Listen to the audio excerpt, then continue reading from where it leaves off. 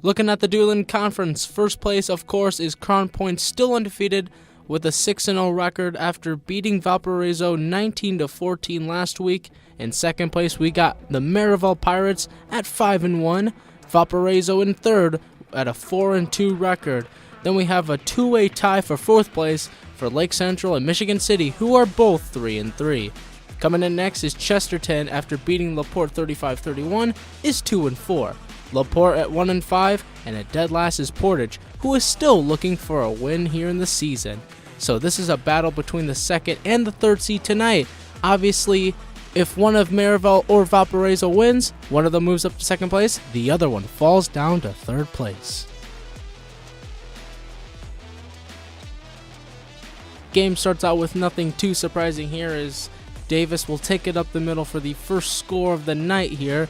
Let's take a look at Valpo's defense, and here comes Tyveen for a tackle of loss there. The Vikings defense was so good, only allowing 7 points, but then here comes Wilcox to make the field goal, and the score now is 10-0.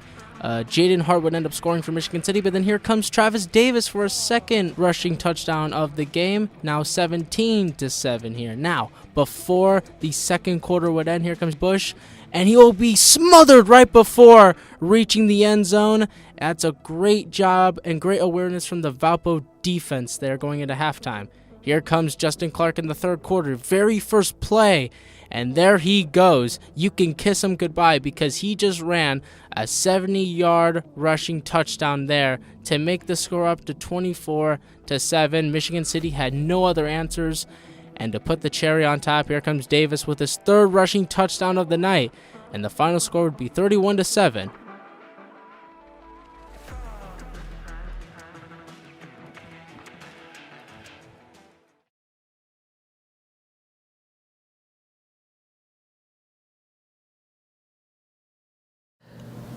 Hello, football fans. I'm your PC3 Media color commentator, Jaden Woods, and I'm here with Valparaiso's varsity football team head coach, Bill Marshall. Now, I know it's been a great season for you guys so far. How are you feeling about everything? Yeah, I mean, we're really excited about it. You come into week 7 now against Merrillville, and you're at 4-2. Our 2 losses against 2 very, very good football teams and 2 very good staffs in Penn as well as Crown Point. So, cautiously optimistic is kind of the terminology we keep using, but we're excited and we're looking forward to the challenges ahead. Yeah, I mean, it's been great to watch. You guys have a great running core, and people like Travis Davis, who's just a speedster, Thomas Berta, who's just a truck. I mean, he takes the whole defense with him. And Justin Clark, he's a two-way running star. I mean, he can run and he can throw. How are you guys going to adjust with Travis Davis going down in the second half of the Crown Point game? Yeah, Travis is doing well. He's up walking, so we're optimistic in his return. The biggest thing for us is, like you said, having a guy like Thomas Berta right behind him, and then as well as a dual threat with Justin Clark. But a lot of credit has to be given to the offensive line. We still have to shore some things up and make sure that we know what we're doing, and we do execute properly, which was kind of our big thing last week against Crown Point, was our inability at times, especially key moments, to execute with the offensive line and in our passing game. Yeah, I mean, you guys do have a really good offensive line. It's very imposing to a lot of defenders. With that being said, you guys are great at protecting the run game, but Merrillville's also known for being a pretty good run team, at least in this season. How are you confident in your guys' ability to outrun the ball? Yeah, they do have a very stout defensive line, backed up with a good linebacking core. So, I think we do some things that present some problems for them. I won't get into specifics right now, obviously, but we are going to do some formational things and some personnel things that should hopefully make running the ball a little bit more advantageous to us. That game against Crown Point last week, I want to go back to that a little bit. That was your second loss of the season, coming off of a 4-game win streak. How is that going to affect your players coming into this Merrillville game? Is it going to motivate them? Or? Yeah, I think our message at the end of the game was I was very proud of their effort. It's the first time, I think, defensively that we saw our guys show up and show out on defense. Again, the level of competition is only going to get better from here. So being able to see that against a very high quality opponent like Crown Point was great. But I think, it's how they respond. What is going to be their response, and in knowing this group, I think we're going to have an outstanding week of practice, and we're going to be ready to go on Friday. Yeah, Crown Point is one of the best teams in the DAC consistently over the years, and it's definitely an achievement to keep them to such a low score. Yeah, it has been. I mean, again, as I mentioned, they have a great staff, with a lot of great coaches, and they have outstanding players and facilities. So anytime you can match up against them and be within one score and actually have the lead for the majority of the first half is an outstanding compliment to our program. But at the same time, now we have to move on. We have to focus on Merrillville and Crown Point. We only see them once a year, and that's kind of in the past now, and that's what our message will be the rest of this upcoming week. Yeah, you guys had a lot of in-conference games this year. But with that being said, I was your color commentator, Jaden Woods, for PC3 Media, and this is Valparaiso's varsity head coach, Marshall. Thank you very much. Appreciate the time.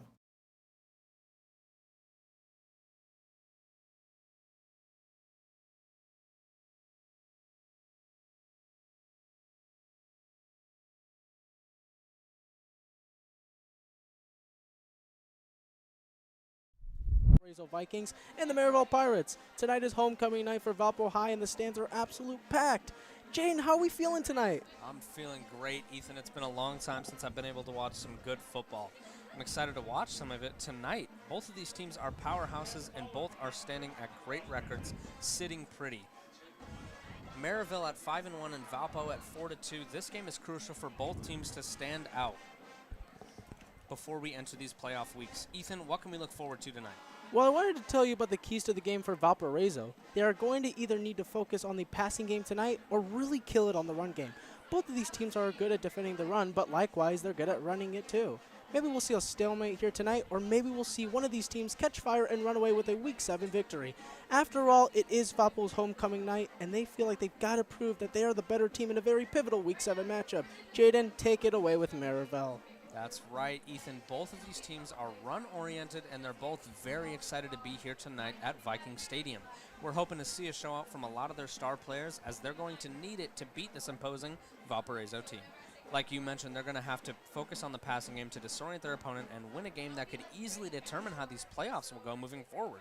Ethan, who are we looking forward to seeing the most tonight for Valparaiso? I think as per usual, we're still looking for a great performance from Justin Clark, especially in tonight's matchup, as they're going to be missing a massive part of the run game in Travis Davis. He went out late in the game against Crown Point last week after it almost looked like Valpo was going to pull the upset over the Bulldogs. And speaking of Davis being inactive tonight, we're hoping to see Thomas Birded up in the absence of their first-string running back, like we've seen plenty of times last season. So, Jaden, what about Merrillville? Well, I mean, like we mentioned earlier, and like we're going to mention pretty much all night, both of these teams are run-heavy. Merrillville's backup running back, Trey Stevens, got 2 clutch touchdowns in that game against the LaPorte Slicers, where they dominated them 40-0 in an absolute shutout taking place in Week 6.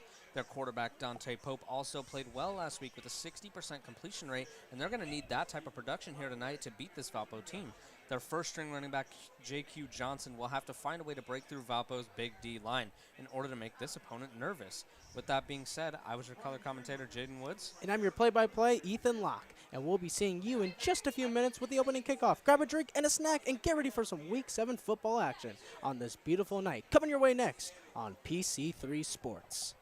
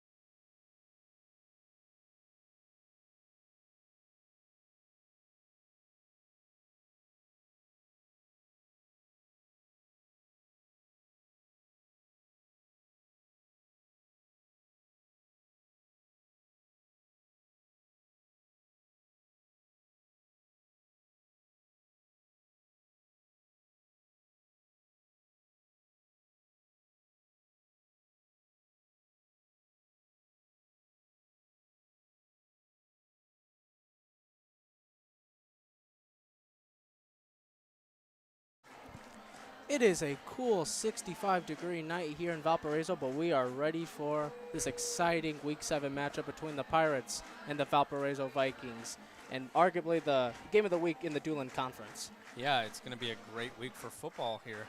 Not a lot of great games around the conference, but it is definitely going to be a fun one to watch here tonight with Merrillville and Valpo, two powerhouses coming clashing heads today.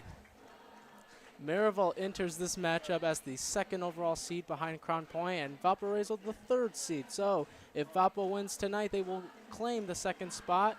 But if Merrillville wins, everything will stay the same. And now Valparaiso will be 2 games under second place, something they do not want to do here.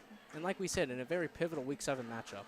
Yeah, I mean, you definitely don't want to be going down the ranks, especially this close to playoff time in Week 7, as we're about to watch the coin toss take place. But while that's happening, you can see Travis Davis walking towards the middle of the field with those 2 officials, unfortunately not participating in this game tonight. As said. Yeah, Tyler Verschure, Justin Clark, and Hofer, 3 of their biggest players of the year. As stated earlier, Travis Davis is out for the night, so we'll be seeing Berta stepping up to the plate, and going to see a big game from him, hopefully. It's what Valpo needs to try to get a win here in their second overall win at home. Yeah, they need this home win. They do have one more game, and it looks like Valpo won the coin toss. And I believe Valpo will receive, and that means that Merrillville will have it to begin the second half. So, Jaden, a lot of things to be excited for. You get to see a lot of good football, and J.Q. Johnson, Justin Clark. I think we're really in for a treat here tonight. It's going to be a great matchup, especially between quarterbacks. I mean, we see Justin Clark, very good running back, technically. I mean, he's a quarterback, but he really likes to run that ball. Yeah. And Dante Pope for the Merrillville Pirates, he's going to be a big factor for this game tonight. Yeah, we're hoping to see a lot more from him, of the season so far. He has 634 passing yards for a touchdown and 2 interceptions. So Pope is definitely good at not turning over the ball here. Yeah, but he's got to get that ball in the end zone more as we finally see the opening kickoff. And we are underway in Valparaiso, Indiana. This is completed right to Austin McKenzie, and McKenzie's down at the 20. So here comes Justin Clark in the offense without Davis, but they got a lot to prove here tonight against a stingy Merrillville defense, which has only held opponents to 7 points in the last 3 weeks. In perspective, that's only like 2 points per week. Yeah, those are some great numbers. But again, we're going to see Valpo starting at the 20-yard line, it looks like. Exactly where they would have ended up if they just took a knee, but you know what, there's always a point to take that chance in running the ball as we see that big O-line take place. And the O-line for Valpo has been really good, especially as of late. They've let Clark do what he does best, and not only just running it, but also passing. Here's the first play of the game, and it's a rush with Berta. And Berta, an impressive rush to start the game, gets again about 4 or 5 there. Yeah, I mean, just great footwork, cutting through the defenders, and then taking with him 1 or 2 to get them about 5 yards, about 4 or 5 yards, and second and 5, I believe. At the 26-yard line is right. We hope to see a lot of more passing plays here tonight. We know how well Justin Clark can throw the ball down the field, and with Scotty Bradney and Julian Stokes, those are key factors. Those are very good Merrillville kind of has a secondary, but so does Valparaiso. That's how these teams are very much alike here. Here's a 2nd down and 5 here. It's another rush with Berta, and Berta stopped at around the line of scrimmage. If not, might have lost a yard there. Yeah, 3rd down. It looks like the pole moved up just a yard. It seems like they're going to give him a gain of 1 as Berta moves that pole just a little bit more. 3rd and about 4 here. Decent position, but you really want to have already had a 1st down at this point if you really want to show dominance in the first quarter of this game. That is right, Jaden. And here's a 3rd down and 4 coming up. This is the 3rd play of the drive, trying to get another 1st down. Yeah, Valpo players talking to Coach Marshall, who I had the pleasure of doing a coach's corner with this week. You did a great job, by the way, with that with that video. Thank you very much. I appreciate it. All right, here we go. 3rd down and 4. Here's the pass, and it is overthrown. Intended receiver for Begley, and that's a quick 3rd and 3 and out. Yeah, Begley, intended receiver, like you just mentioned. We've also seen Begley. We heard Begley's name a lot last year. Not too much this year, but I'm excited to hear it more as Valpo brings out that special team. Not going to risk it on the first play, which is probably a good idea. Yeah, especially early and especially in this type of game. don't risk anything. Not quite yet. Let's wait till later in the game where we can definitely see how the rest of the game will go here. But here comes Merrillville with their first possession of the night. That was a low snap, and here's the kickoff. Beautiful kick, by the way. This is Javion Gills, and here comes Javion Gills. Only get about 7 yards on the return. And speaking of Gills, he is the second most. He has the second most total return yards in the DAC. That's a lot. That's a big standard to be holding up. I mean, DAC is a very packed conference with schools like Crown Point, Merrillville, Valparaiso, again, like you just said. With Valpo has Tyler Verschure. We saw Tyler Verschure a ton last year. He's their main receiver for kickoffs and punts and such. But it's always fun to see him run. He is a speedster. He sure is. He started out his career in Hobart. But for right now, here comes Merrillville's offense under Pope. We'll hope to see a lot of plays from JQ Johnson. This is the fast first play. It looks like he's going backwards, and he will. And he lost the football right there at the end of it. He will. But Merrillville will still contain possession. Very scary situation right there already early. Oh, yeah, he's going to take that. Ben Fedorchak getting his first tackle for loss of this game. Great way to start it out. It sure is, and that is a loss of 3 yards right there.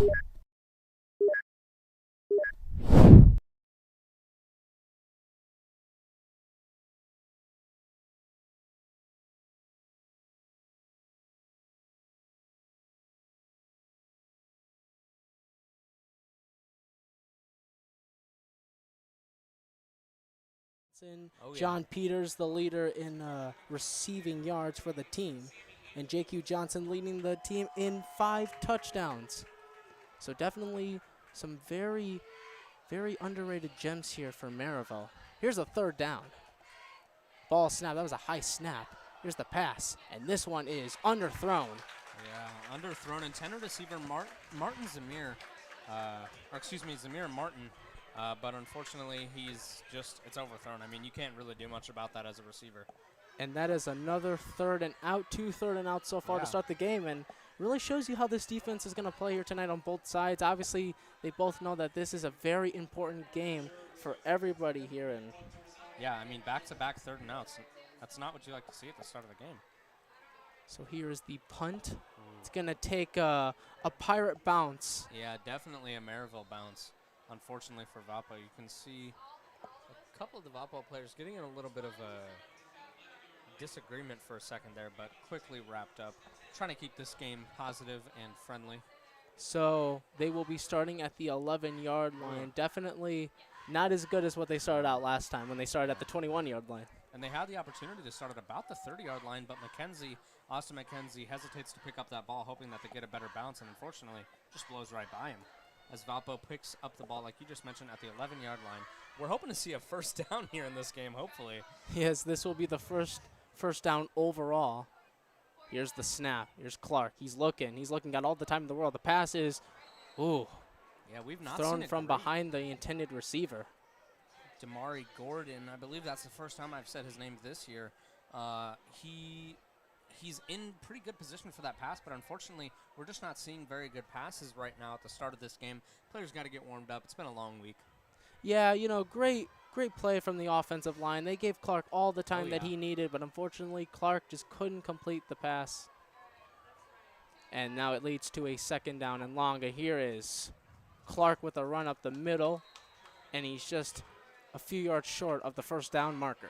Yeah, inside run, gets past a couple defenders and drags a couple with him. We see that all the time for Valpo. You really do. And for Merrillville, you got to contain Justin Clark. You just have to. You cannot let him run because, as we've seen time and time again, we know how teams have been failing to guard that man right there. Yeah, when he turns the jets on, they do not stop until they're out of field. So 3 receivers on the top, Begley on the bottom of your screen. This is a 3rd down. It's a rush here with Clark, and Clark has a little bit of an opening and close to the 1st down. I believe he got the 1st down. Chains will be moving. One of those defenders just gets close to him. We see the first down of the game here tonight on the 3rd possession. Already 2 changes of possession. Yeah. But that defender gets close to tackling Clark, and you just see him. He just slaps him on the face. Hey, get out of here, man. Blows past him and gets 5 or 6 more yards. You know, I'm not really surprised that that was the first down of the game. I mean, both of these defenses are really good. You know, Ty Veen, I mean, let's talk about Jeremiah Jordan, the leader in sacks on the team. So definitely you got to look out for those key players on both sides of the ball here. So this was a fake handoff, but it's to Clark. Clark did a little spin there for a second, but won't get much there. Yeah, it gets caught up. Looks like it's actually going to, yep, they're going to gain or lose a yard here. 2nd and 11 as they take the ball back. But like you mentioned, the O-line has done great on Valpo's end. Those defenders have just not been putting enough effort in to blow past those bigger guys that Valpo has, fortunately, in their offensive line. You know, other than the incompleted pass, there's been 2 incompleted passes so far for Valparaiso to start out the game here. One Here's a so second far. down. And they're going to get to Clark. They do not. Here's the pass. It's way underthrown there. Yeah, very underthrown. Gets the pressure put on him. Breaks the tackle somehow. Breaks the tackle from a much bigger defender, but unfortunately the throw is underthrown. That's the 3rd incomplete pass already. He didn't have a great showing last week, going only 4 for 13 and only racking up about 43 yards on the throw. But, I mean, like we mentioned, they do need to get that throwing rhythm, but unfortunately it's just not happening.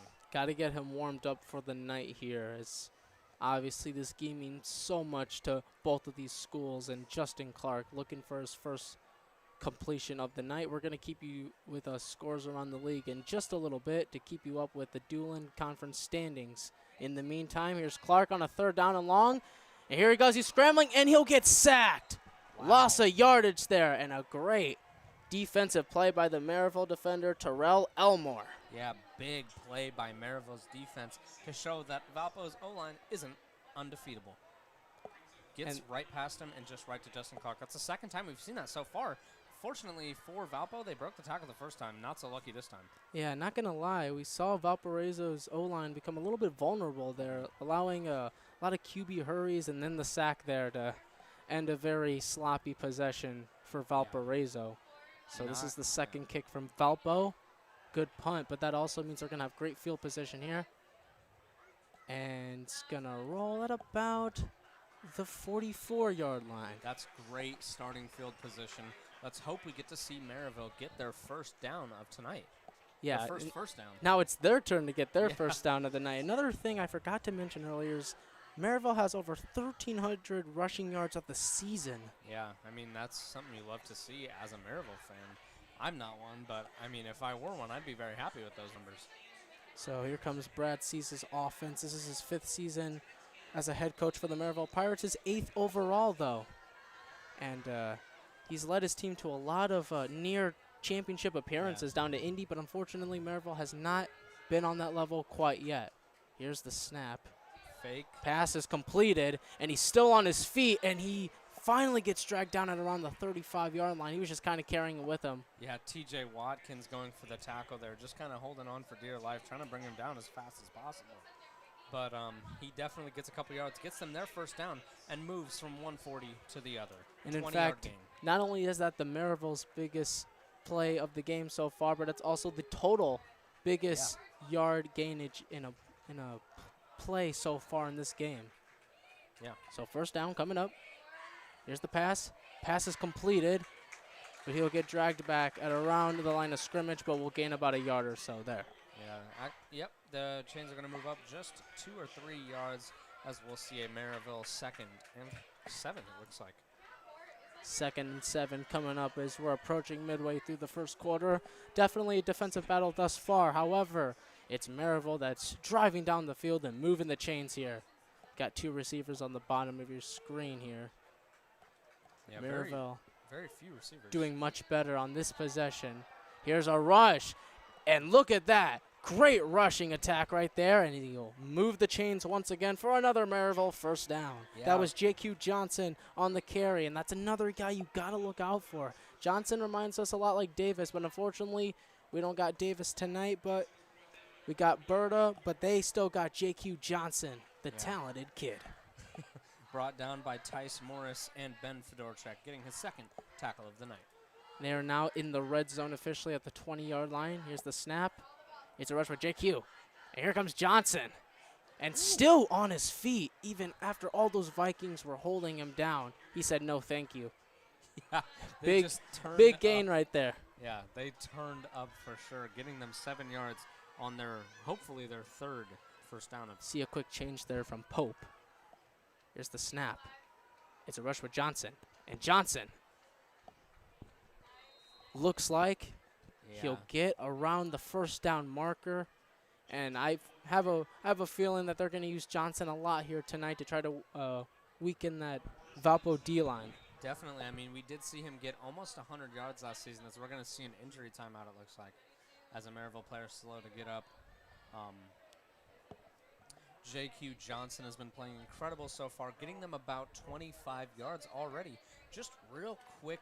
They turned up the momentum, and they really want to get this game under wraps early on. If they can get a score here against Valpo, it shouldn't matter too much for these Valpo players, as they are a second-half team, as we found out time and time again with their clutch comebacks, and we saw them beating Merrillville by 1 point last year in the first round of the playoffs.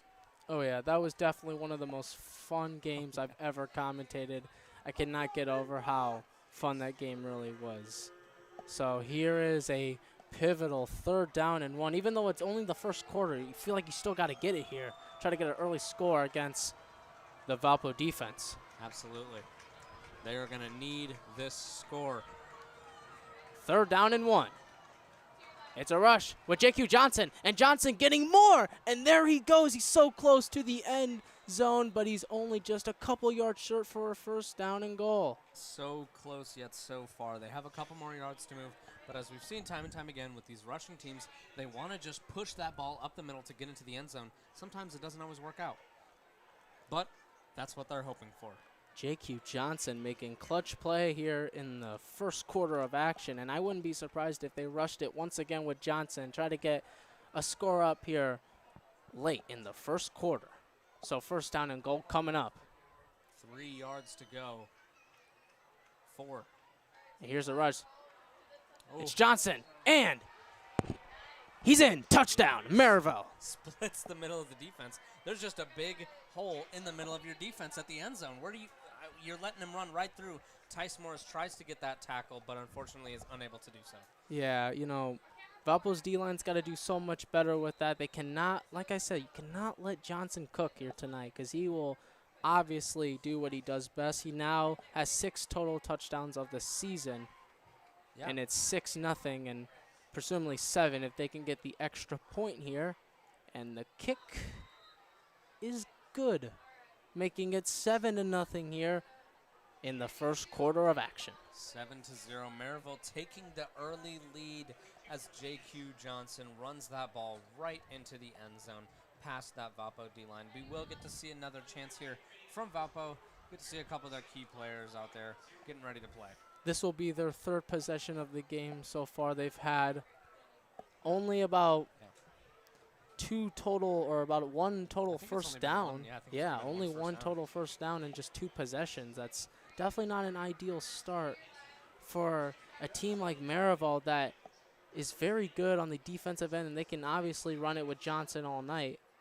Got key weapons, and obviously you really got to consider trying to get a score here if you're Valparaiso. They need to get this score back. Make sure that Valpo doesn't get this, or excuse me, Merrillville doesn't get this super early confidence and just run away with the game. But, I mean, they've already showed us that they can run away with the field, gaining about like 50 yards in just a couple plays. So to receive the punt is Stokes, McKenzie, and Scotty Bradney. He'll be caught by Stokes. And here comes Stokes. Went up the middle there, got there, and around the 30-yard line is where he'll be stopped.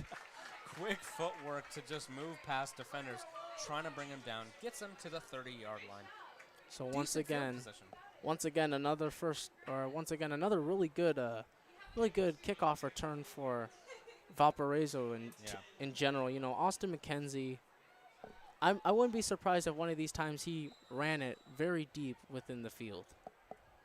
Yeah, that's exactly what they need here. They need, remember that one time Justin Clark had a 60-yard touchdown right in the first moments? They need that again. That was fun. Here's a rush with Berta, and Berta will only get about a yard there. Merrillville's defense knows that play too well, Oh, yeah. and it will be 2nd down and 9. Ready to just shut them down. So under 4 minutes left here in the first quarter, and we already know that Merrillville, the momentum is on their side, obviously, with the score from J.Q. Johnson. Yeah, I mean, Valpo's going to start the ball here. Only about 2nd and 9. Not great for them, but they are hoping to get this first down, get their second first down of the game, and prove that they're not out of this game so early.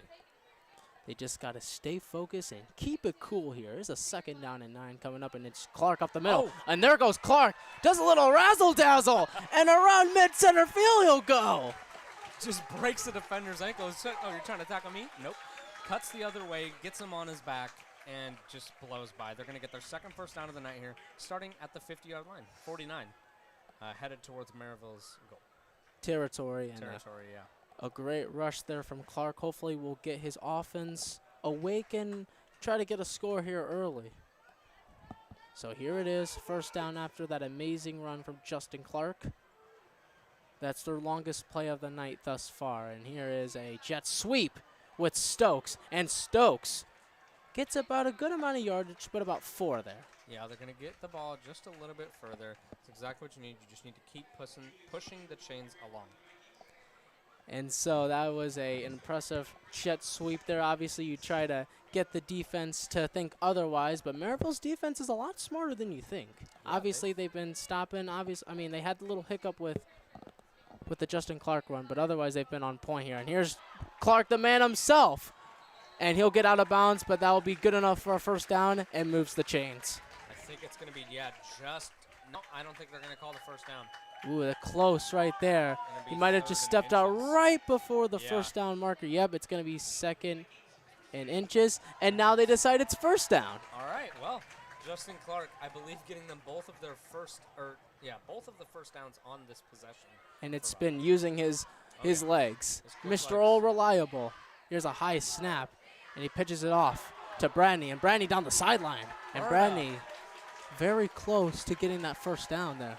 Yeah, Berta, just a quick little lateral pass to Berta from Justin Clark, getting them up the field. I believe they're also going to call that as a first down. First down, yeah. I don't know. Seems to be a little bit of confusion. Yeah, that will be a first down. And yes, another first down there. And that Back to was back to plays. Berta. And obviously, we're going to see a lot more of Berta tonight crowd as is the going first down crazy. the first quarter is starting to wind down a little bit here. Very Here's the quick. snap. And it's another rush with Clark. Almost tripped him up. And Clark, another good physical run once again by the man himself. Almost got tripped up there by the Merrillville defense, but he outsmarted them this time.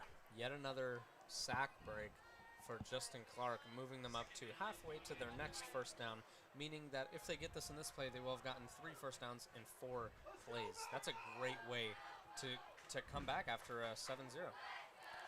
So here is a 2nd down and 5 coming up. They're just about 5 yards away from the red zone, 25 away from the end zone. And there's a snap right to Berta, and Berta only get about a yard there or so. Brought down quick by that Merrillville D-line. And that is a 3rd down coming up. Looked like Trey Stevens made that tackle for Merrillville. Just trying to get that physical notion out there, make it to where Valpo knows that they're not playing around. Merrillville looking for their 2nd road game win as they're 1-1 away. And coincidentally, Valparaiso is 1-1 here. Yeah. So here is another rush here from Berta, and Berta almost escaped the pressure there, but he could not get tripped up, and a 4th down here. Brought down quickly again by James Veal, senior defensive end. And here comes the special team, as it looks like they're going to go for 3, but that's okay. Got to get some points here, especially against Merrillville. You got to get, no matter what they are, especially it's still early in the game, and why not? Those 3 points can become very pivotal later in the game. You know what they say, points are points, and they will always matter. So this is a 48-yard field goal attempt from Wilcox. Yeah, Drayden Wilcox, heard his name a lot. And here is the kick, and this is blocked from Merrillville. How about that? Great defensive awareness from Merrillville there, and they were prepared for that one. The Valpo special teams were non-existent on that play, and they let Merrillville just walk up right into that one. Blocked by Merrillville, and just it's received by Jeremiah Jordan to get them really good field position. Again, we've seen Merrillville start in great field position back-to-back runs. I mean, last time they started at the 44, ended up at the other 40 in just a minute. Jeremiah Jordan, also the leader in sacks, as mentioned earlier in this game here, making a clutch play for Merrillville. And with about 26 seconds left in the quarter, it's safe to say they're going into the second quarter feeling good. Yeah, showing off his defensive prowess. So here's a first down and 10 at the 38-yard line. And we'll see Pope in the offense and see what they can do here. Maybe they'll utilize, that's a high snap. And here's JQ Johnson. And a flag is called there. We'll see what the call is, but that was about a 2-yard rush there from Johnson if it stands. Brought down hard by Tyveen. I'm curious what the call will be. Holding on Merrillville. And it will be holding. Yeah. So that is the very first penalty on the game for both sides as the first quarter is ticking down. 19 seconds left here. A lot of times in these home games for Valpo, we see penalties happening really quickly in games, but fortunately for Valpo and all the viewers, this game hopefully won't be elongated by penalties as we've seen in the past. So that is a 10-yard penalty there, and not an ideal thing you want to do. It will now be a first down and 20 at the 28-yard line, and the time is still ticking down, and almost looks like Merrillville will try to waste the time, and we will go to the second quarter. And with the time ticking down, it looks like we are going to head out to the second quarter with the visiting Merrillville Pirates up 7-0 against the Valparaiso Vikings. And Jaden, what have we seen so far from Merrillville that's really been working? We've been seeing a lot of great passing plays from Merrillville, a couple really good runs, but most of their bigger plays have been off of passes, as well as Valpo. We've seen them go for the passes a lot, but we really haven't actually seen it work out for them. So, and again, as Jaden was trying to say, of course, one man himself, JQ Johnson. He has been clutch so far in this whole entire game, and he's going to be someone you got to stop. You know, he's already has a touchdown underneath his belt, and he has well over 30-plus rushing yards in the first quarter alone. Yeah, and Ethan, one of your signature segments, I want to get some scores around the league here soon, if you wouldn't mind getting those for us as we see these teams lining up to take back play of this game. That sea of green on the bottom of our vision as we see this very imposing matchup. I mean, last year, for many years in the past, this game has been a great game to watch for everybody. And it's usually Merrillville who's on their homecoming game, that or Crown Point. But last year, it was also Merrillville. So this is the first play of the second quarter coming up. Remember, the holding call is a 10-yard penalty, so they will start out at a 1st and 20. Not an ideal start, but regardless, it's a first down for Merrillville as they had that blocked field goal attempt from Jeremiah Jordan. There's a snap. It's Pope. Pope's going to launch this one. And this is way overthrown. Intended receiver for John Peters, who is leading the team in receiving yards. Looked like the intended receiver was one of Valpo's assistant coaches who caught that ball with steadfast hands. So a second down and 20 coming up there. That play only took about 5 seconds off here. And if you're just joining us, this is a very cool game so far. 7-0 to be exact. But it almost looks like Merrillville's going to pull away here if Valparaiso cannot keep up with them. But that was Pope with the incompleted pass there on that first down play. So second down and 20. Here's Pope. He's scrambling. Here's the pass, and it's picked off! Picked off on the play by Jerome Law. Oh, Thomas Ampliotis. Yeah, Ampliotis, one of the Ampliotis brothers, getting another interception. We see Sammy getting them all the time. Valpo takes possession at the 36-yard line, headed towards Merrillville's end zone.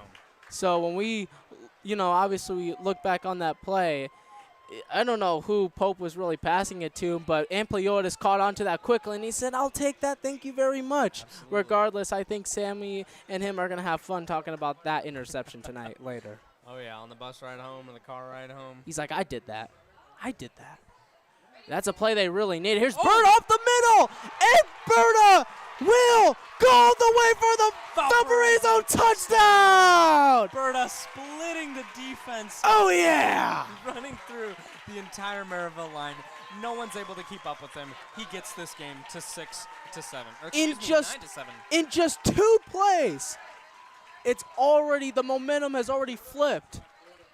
And Valparaiso on the board here early from a Thomas Berta run up the middle as he just pretty much vaulted his way into the end zone there. Yeah, like we mentioned, those 3 points are going to be critical. Now that they have those, instead of tying up the game, they're taking the lead here tonight.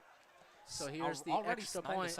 And that's blocked once again. So it won't be tied, but they'll only be down by 1. But, man, that Merrillville special teams is really something else. The defense here tonight, already 2 blocked kicks, and you still got Javion Gills on there. Yeah, they've definitely not shown us exactly what they can do tonight, but I'm excited to see how they perform later tonight. What a turn of events for Valparaiso. Obviously, the interception from Tommy's Ampliotis, and then the run up the middle with Berta. They wanted to keep that momentum going. They quickly got their offense out on the field, called a play real quickly, and Berta, against that flustered Merrillville defense, they just take it all the way. What a great play there from Valparaiso. They really needed that. They need the momentum back here on this side, especially on homecoming night and in such a very important game for them late in the season, as obviously they'll have 2 more games to go next week.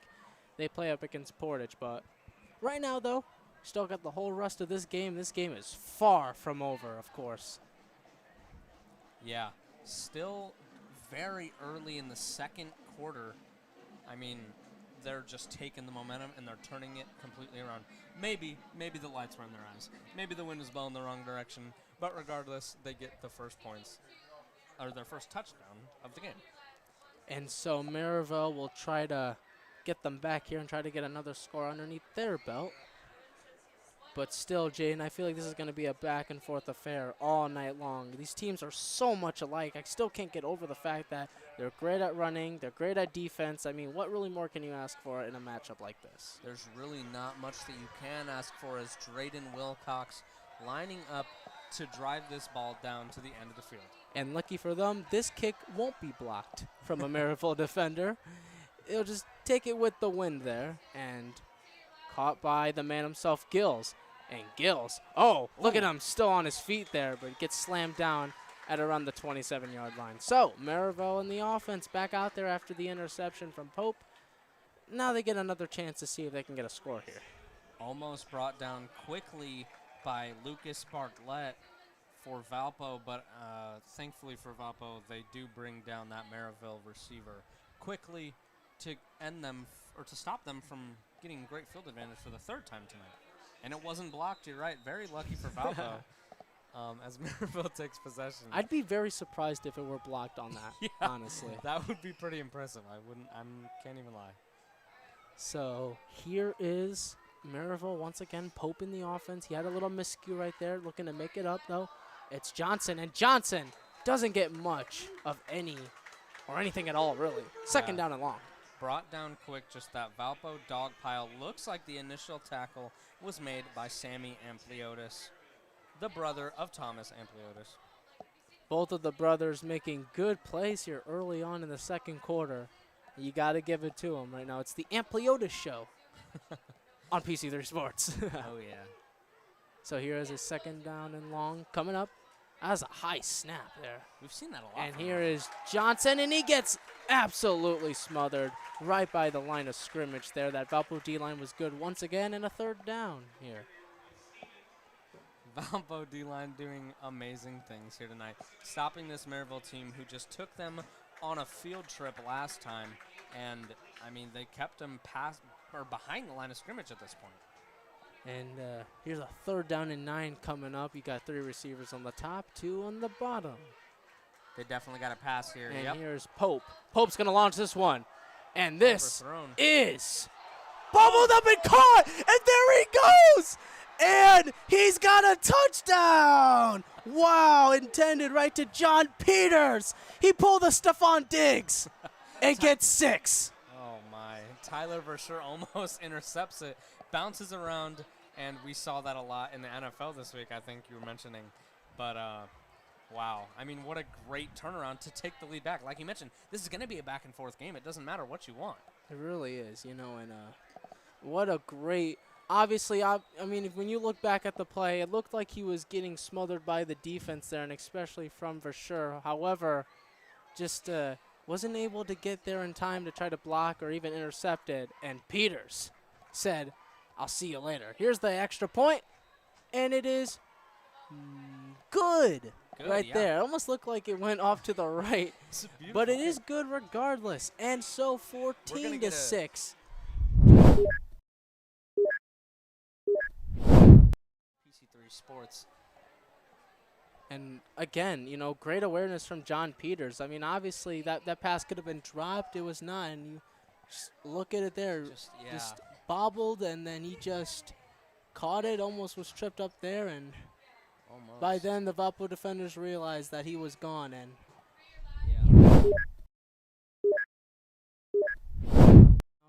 and so now 14 to 6, just like that. Jaden only took him 3 plays on a 3rd and 9. And Merrillville players are known to be quick. We saw Berta. Berta's really just a truck, this tank that they put on the field to just blow past the defenders and keep them coming along with them. He's taking them on a field trip. He's the school bus. He's keeping them going. So to receive the kick for Valparaiso is Austin McKenzie, Julian Stokes, and Scotty Bradney. And so they will try to get Valparaiso a good field position to start off their possession here. And to try to get back at Merrillville after that crazy play from Pope in the offense. And there's a kick. And Valparaiso, now it's your turn to try to get something going here. Julian Stokes. And Stokes found the opening, and he's still on his feet, but gets tripped out at around the 32, maybe the 33-yard line. Still on his feet. Eventually does get tripped up by John Hill, that senior defensive back. And so comes Valparaiso once again. Justin Clark hasn't had to do a lot tonight so far. He's done a lot of impressive runs. But it's been Berta that got the score for them here. But now it's time to get Merrillville back. You got 3 receivers on the top, 1 on the bottom. And so here is the snap. Blocking for Clark is Begley. And Clark scanning. This is going to be almost picked off on the play. Almost picked off by Trenton Nixon, who was on that. He dropped it. I mean, we saw Julian Stokes. He was just standing still waiting for the ball to come to him. Unfortunately, that defender gets right in front of him. He was kind of looking like DJ Moore right there. Trenton Nixon, I believe, is the one.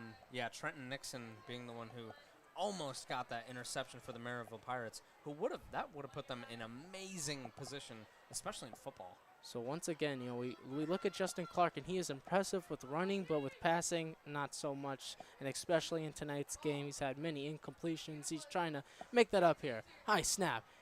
It's pitched off all to Berta, and Berta very close to that first down marker. And he will 40. just be short. That's the 4th time we've seen that for Valpo. They're calling it a first down. And now calling it the first down. Very indecisive here for the officiating. Yeah. But all good here. Tonight is very special for Valparaiso, for Merrillville, for all the beautiful people at home watching this. All you beautiful people, as we say. Like we mentioned, that offensive line, Matt Hofer, one of the biggest parts of that O-line. So it's a rush here with Berta. And Berta got hit pretty hard there for only about a gain of 1 there. Took it like a champ, though. Just he sure trucking into him. Daniel Wilderness getting that tackle. Junior defensive end. I love that last name. Yeah, that's a beautiful last name. Wilderness. Wow. Very beautiful. Yeah. I mean, think about this. When you get tackled by someone, you know, you could get tackled tackled by by Brown or Mason. Nope, Wilderness. Yeah. Sounds nicer. Yeah, it's peaceful, serene. Like, you're like, it's not that bad then. And it's a rush here with Berta, and once again, they don't get much. If any at all. Unfortunate run for Valpo, barely getting them a couple yards. as we see them lining up to take this ball further. This is 3rd and 7. They really need to get this ball past that 47-yard line on Merrillville's end of the field. They sure do, because obviously I know if you don't get a first down, I know it's not the end of the game really, but you'll feel like it, especially if Merrillville's moving the ball the way they have, then it's could be a long night for Valpo if they can't get a score here. Here's a 3rd down and 7. It's Clark. He's looking. He's scanning. Now, here's the pass, and it's completed to Bradney, but Bradney is well short of the first down marker.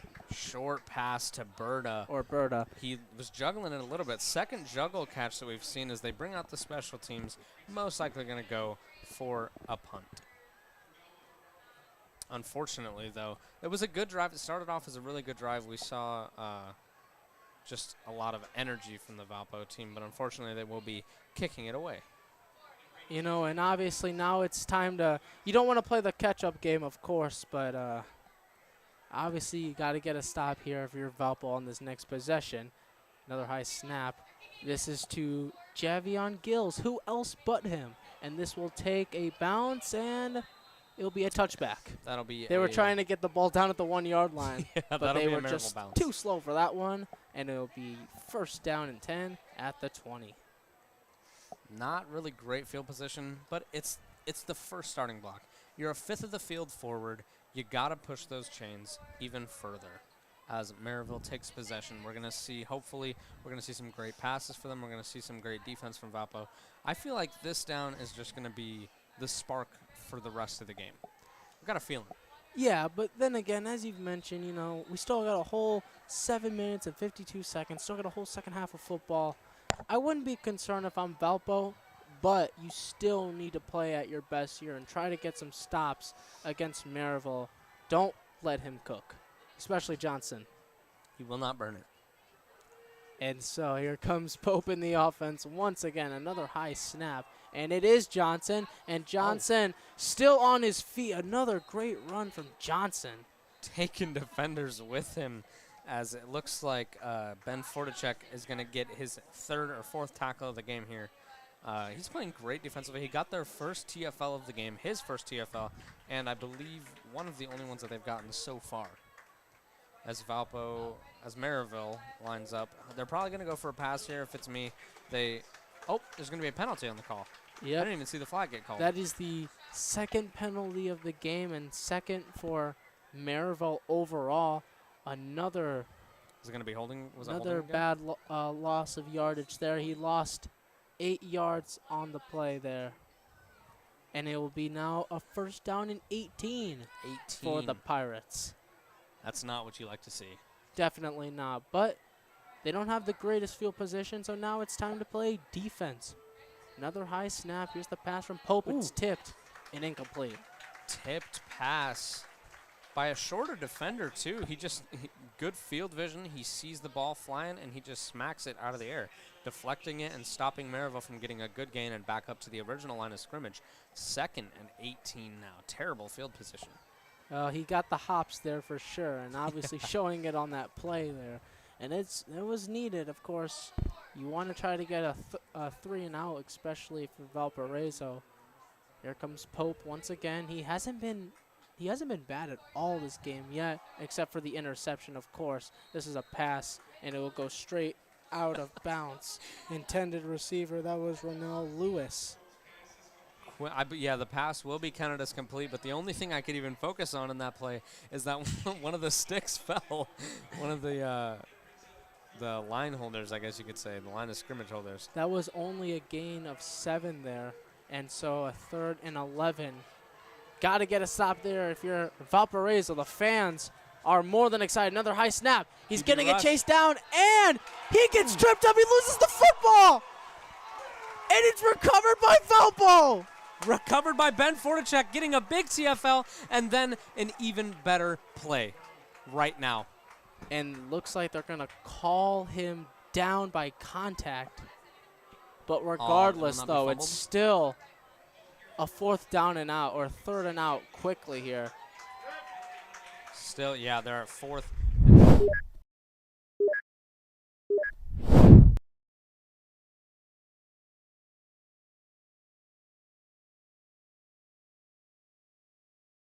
He was We're quick. excited for Valpo. So now here comes Mackenzie. And Tyler Mackenzie for sure. goes through the hole. And this is for sure. And for sure will go at around the 25-yard line. Impressive Incredible. run. Great run to get them incredible field position. They're going to be starting this possession at the 24-yard line, heading towards Merrillville's end zone. That is exactly what you want to see as a Valpo player, And or the coach. And Coach honestly, a great kickoff return, of Yeah, course. good Now kickoff you're return. not only close to the red zone, but obviously now you've made it clear to Merrillville that they got to step it up here. If you don't want Valpo coming back in this game, because as you mentioned, they are the second half team. They're the definition of a second half team.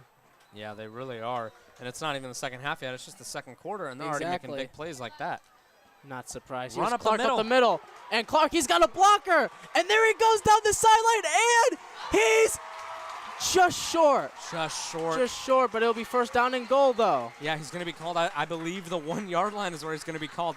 He, like we mentioned all the time, very quick feet, very quick thinking, sees that there's not a receiver open and says, you know what, I got this. Sprints up the middle and basically gets them a touchdown. All And they got to do is lock obviously, it in. what helped him so much on that play is they had a blocker there. He had, that blocker was crucial. obviously, Merrillville caught on to that quickly, but regardless, it is first down and goal at the 2-yard line. 2 yards to go, 6 feet. Most of these players are above 6 feet tall. And we'll see who will get that touchdown, and it will be. I don't Let's think see, that it'll was be a rush there good. from Berta. It was Berta. Just is short. Yep, only gained about Yep. 1 yard there. I was waiting to say the touchdown belonged to Berta, but not just quite yet there. Yeah, waving the call off. It's not going to be a touchdown. But we now got Yeah, it looks like we got an injured injury. Merrillville player, but But going back to that kickoff return from Tyler Verschure, great awareness from him once again. Obviously, he's trying to get the momentum back here on homecoming night. And that will be coming up during the halftime show. You'll get to see oh yeah, you also get to the see winners. Lana. And Lana you get gets to to see interview. Lana. We're gonna get a replay for sure here. Never mind. And we will not. But yeah, like I was mentioning, I mean, we've just seen great play from both sides on the field right now. We really have been. And you know what? Even though Merrillville has the lead, even though Merrillville has had more bigger plays, I will say this, though. I wouldn't be surprised if this game goes down to the wire and we're still here in the fourth quarter and it's like tied, or, you know what I'm saying? It's definitely something to look for when it comes to this game because, like we said earlier, a lot at stake. There's so much to look towards. Playoffs are around the corner in about 3 weeks. So everything matters now, obviously, with playoff formatting, and we see he's okay, which is awesome to know. Merrillville player walking off the field. I was going to mention a moment ago before I was interrupted by our producer, Rich Jennings, of course, greatest music producer in the world. Not a music producer, but he's the greatest producer. Anyways, you guys are going to get to see Lana Cantu, our technical director, greatest human I've ever met. Just too nice at times. Except for to Owen, but you guys don't know the lore on that yet. You have to catch it on the Friday show, and here is Clark. No. And Clark is stopped right before the end zone marker, and it will be third down and short. Stopped quickly by that Merrillville defense. They only have 2 more tries at this. Do you think they lining risk up it? quick here. Looks like they're going to pull a Jalen Hurts where they push him in. And does it work? It does. calling it, Touchdown. For And that's another Valparaiso. Valparaiso touchdown. Valpo Justin getting the Clark. lead. What can the man not do? I believe it's 14-9 here tonight for Valparaiso. Is that 12. 14 to 12. And Oh, obviously 14 you want to go for that 2-point conversion to try to tie up this game, but also trying to not get the ball blocked here once again. Yeah, But that all would be- jokes aside, this is a very crucial second It looks like or a 2-point conversion. Yeah, I was here. going to say, it looks like they're going for the 2-point conversion. This is going to be huge for them. They can officially tie the game up if they are successful on this. I hope we get to see a pass. Listen, if I were playing Madden, I'd go for the craziest, most ridiculous pass ever. I mean, it also depends on who you have on Madden, though, obviously. It's I'm true. running in I mean, in if I had Julian Stokes and Scotty Bradney on my team, I might go for it. So here is the 2-point conversion, and he will get it. We have a tied game here, ladies and gentlemen. Great game, great football game. Not even in the second half, 14-14. Valpo ties it up real quickly. And just like that, it's a tied game, and now you really start to get the feel that it's going to be like this all night long. It's going to be clutch play from Clark, Berta, Pope, Johnson, Berta, Peters. Berta has shown up and shown out tonight. Getting that touchdown earlier in the game, about a 50-yard run. Just a beautiful run, blows past defenders, keeps them on their heels. He's a great asset to have on your team, as well as Justin Clark, as well as this great offensive line. We see Valpo also has a really good core of defensive backs and people like Tyler Verschure. Austin McKenzie, I believe, is also a defensive back as well as a wide receiver. Unfortunately, we don't get to see him play in that position too much. Always still really fun to watch as the ball is going to switch possessions here back to Merrillville. And we get to see Pope in the offense create some magic once again, as we saw. Obviously, we had they had that 3rd and out that really helped out Valparaiso. It was really that penalty that took them out of it, honestly, because they lost 10 yards, only gained 7 after on a pass, and then 2 more on a run, and they had to give it up right afterwards. Yeah, I mean, this game started out really slowly, if you remember correctly. I mean, we saw 3 3rd and outs in a row, and then we saw Merrillville finally kick up that pace and finally take this game into a competitive one. All I'm going to say is this. It was 7-0 at the end of the first. We are just 3 seconds under. And Gills lost the football there. A little miscue from him that we don't see often. Wow. But then he makes up for it when he's going up the middle. Ooh, it gets hit really hard, and there's your flag. Yeah, obviously he's going to get more yardage after that. Yeah. Obviously, helmets. not a smart play there from Valpo's defense, but Javion Gills is enjoying that one, and so is Merrillville, as they will get even more yardage there. Drayden Wilcox, the kicker who we saw drop that bomb, is the one who clashed helmets with the Merrillville receiver. Weird play. I feel like the kicker is usually trying to keep his body protected. I think that's the Pat McAfee play, but it just goes wrong, though. I think it just went wrong with the penalty there, obviously, and still see the... It was unnecessary. He was already going out of bounds. You knew he was going out of bounds. There was no need to hit him that hard. Yeah, and obviously... But, I mean, he's okay. He got up, and he still got the extra yards. Yeah. So. It's just they worry, obviously. To them, it's an unnecessary hit because he's already out of bounds. Why would you do that? But it's all good. We all make mistakes, and it's all good here. Not sure what's going on with the chains here. I think they're trying to figure out that call, see where the ball should end up. Looks like we'll see they're going to start at the 24? Interesting turn of events, if that's the case. Almost looked like it was it a penalty on Valpo? Unnecessary roughness. Yeah. And it looks like it might be against Valparaiso. Yeah, we'll be against Valpo. So it almost looks like it will offset, as there was 2 penalty flags, and it looks like it will offset, so nothing will happen. I'm still confused as to why they're starting back so far. I thought they got the ball up to about the 50. Yeah, and obviously with that penalty, they would have added more to it. Yeah, that's going to offset, obviously. It'll be offset. Just a little trivia for you beautiful people at home. When both teams get penalties, nothing happens. So they will do the kickoff once again here, and maybe Gills will get his better return without that miscue there. Yeah, it looks, Drayden Wilcox lining up to kick that ball again. You can see Coach Marshall, not Coach Marshall, one of the assistant coaches talking to those special teams players. And you know what? They don't really get as much love as they deserve. They are I would say, a big part of the football team. Right. Obviously, they're the one coming up with the plays. They're asking Coach if that's okay, giving Coach some little bit of food for thought there. So the scoreboard is saying it's 14-12 here, meaning that either we're having a little bit of confusion or that scoreboard has yet to change to 14-14. Yeah, no, it's still this ball will bounce back for a touchback, but according to the scoreboard, it looks like it's still 14-12, meaning that they did not get the 2-point conversion from earlier on when Valpo scored with Clark earlier. Very confusing. I mean, even couple the whole crowd was cheering. Yeah, that's what I was And I'm saying. The pretty whole crowd sure is over here cheering. They're not going to cheer with a missed 2-point conversion. Yeah, we didn't score there.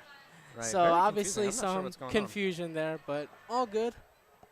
And now you start to look at Valparaiso trying to get a stop here before halftime, because remember, Merrillville does get They the do ball yeah. to start out the second half. There's the snap, and here's a run from Johnson. Johnson stopped right at the line of scrimmage in a second down and long. Looks like the last player to get off of him, 68 for Valpo. 69, actually, it looks like. Just brought down real quick. Merrillville or Valpo, they're not wanting to give up any yards to this Merrillville team. They want to keep this game very close. They sure do. And obviously you talk about how Merrillville trying to get back at Valpo, but Valpo always finds a way to try to get something else going for them, and they've been keeping up with Merrillville in this game here. Yeah. Fake run by Merrillville into a throw. Almost caught by TJ Watkins on the opposing team. That would have been the second interception of the night Yeah. for Pope, and here is a 3rd down and 9 coming up at the 21-yard line. His 3rd of the season, and I believe he got his 2nd touchdown earlier in the game as well, pass to one of his receivers. Yeah, he did that, the juggle catch. Yes, John Peters, who, as said, he's also the receiving leader for the team. Here we go, 3rd down and 9. Pope's looking. He's going to launch this one, and it is caught. Beautiful catch there on the play. He was still on his feet for a little bit after. Intended receiver for Martin, and Martin also a very key piece to this offense. And now we got a Viking down after the play. Valpo injury, it's seeming like, but like you just mentioned, it's been a great first half for both of these teams. We still have a couple minutes left here to enjoy of football. We've seen a lot of injuries, not very many penalties, thankfully. I mean, we did see that offset kick reception. Yeah, 5:08 to be exact in the 5:08. second quarter of action. And this game has just been back and forth and back and forth. And obviously, you know, it's really going to just be exciting here in this game. And players still down. But as we're going to go back to the standings of earlier, and let's talk about Valparaiso as the 3rd seed. They go into this game 4-2, and Merrillville's the 2nd seed, 5-1. Merrillville's loss, their lonesome loss, was to Crown Point, and Valparaiso's latest loss was to Crown Point. So I think it's easy to say Crown Point's going to be the team to beat this year, and even within the playoffs. And they are the DAC leader. Yes, and last year they were undefeated. So obviously, if you go back-to-back, which it's almost looking like they definitely could for sure, as you got Noah Ehrlich there, and obviously he started out his first 2 years in Hobart, learned a lot with Mr. Osika, which, fun fact, he used to play in the NFL. Really? Yep. That's a good coach to have then, I would assume, for the Brickies. Tice Morris, it looks like, is the one getting up. Thankfully, he does get up, walking off the field with one of his trainers, as we see this football game finally get back into action. As we see J.Q. Johnson and Dante Page. So first down Not at Page. the 39-yard line coming up here, and that great catch there from Martin moves the chains, and we are back in action after that injury. And here is Pope trying to make another good throw here. He's been throwing it really good here tonight. Oof. Here's Johnson, and Johnson will get about 2 there, and it'll be 2nd down and 8. Ben Fedorchak just chasing him down. You can see those quick legs on him as he sprints past that D-line and just gets right behind him and takes down the running back. As we see Sammy Ampliotis getting Sammy subbed. Ampliotis is going to be subbed out for this play here. As if you're just joining us, his brother Thomas Ampliotis had an interception earlier, and it was just, honestly, he just kind of handed it to him. Pope did earlier. Yeah. I mean, it was still very good effort on defense. And obviously great awareness, because, you know, sometimes you get too excited, you drop the ball, you know, it's coming your way. We saw that earlier on Merrillville's You have exactly. And we see that many times with the professionals. And, oh, Pope is going to launch this one. And this time it's no good. Intended receivers was to Peters, but this time Valpo and especially Tyler Verschure caught onto that one because he did not want to repeat what happened again. TJ Watkins and Tyler Verschure putting him in double coverage as he's just unable to catch a ball over two of those really good defensive backs in those corners. They're really good defenders. We heard Tyler Verschure a lot last year. He had, I believe he had 5 interceptions last year. Just a great catalyst for this defense. So this is a crucial third down going into the half here. 4:14 left. And timeout. Yeah, we get a timeout from Merrillville right before the play and before the ball is snapped. I'm okay with that call. I am too. Let's take a deep breath real quick before we really start to, look into this game more. Yeah, take a breather. 3rd and 9. You're not even in the second half yet. It's been a very long first half for both of these teams. I'm sure you guys all need a breather. Has that Portage game started yet? The Portage game has started, but we do not have a score for that quite yet. Who are they up against? Of course, they're up against Michigan City. Michigan City is tied in right now with Lake Central. They are both 3-3 right now. So obviously, if they get a win tonight, either one of them gets a win, it obviously helps their chances of moving up. But if Valpo were to win tonight, that obviously could stop them from moving up. Speaking of Michigan City, they lost to Valpo and Merrillville. However, Valpo beat them much worse, 31-7, whereas Merrillville only beat them 17-0. I mean, holding someone to 0 points is still a difficult task. It really is. I mean, obviously, shutouts don't really happen much in football in general. I mean, unless you're just have one of the best defenses around, obviously. Yes, 2 straight shutouts for Merrillville's defense is very impressive, and obviously that cannot go unnoticed. But tonight they've allowed 2 touchdowns, so the official score that's the most points they've allowed since their loss to Crown Point when it was 39-6. Here's a 3rd down and 9. Here's the pass, and it is dropped and no good there. Dropped quickly by Zamir Martin. We heard his name a little bit earlier in the game. Yeah, Andrew Alcorn was straight on that, and he said nope to that one. I believe that was Brendan Gagan. Or Brendan Gagan. The linebacker, linebacker. For Valparaiso. I forgot how to read for a moment. And now a penalty was called there after that play was done. So obviously now they move the chains closer and now have a 1st down at the 45. Pretty decent field position. We haven't seen them really score since that first half or that first quarter. They have to get some scores. That is the first penalty. Well, really the second penalty if you want to count the kickoff there. And he's still on his feet. Still going. Look at Johnson just taking the load with him there. He won't get much, but still how crazy Johnson can really be, how efficient, how he can just still go through and just still carry the load with him honestly gives you Berta vibes, really. Brady Blaish, Ty Veen, and Brendan Gagan on that tackle right there.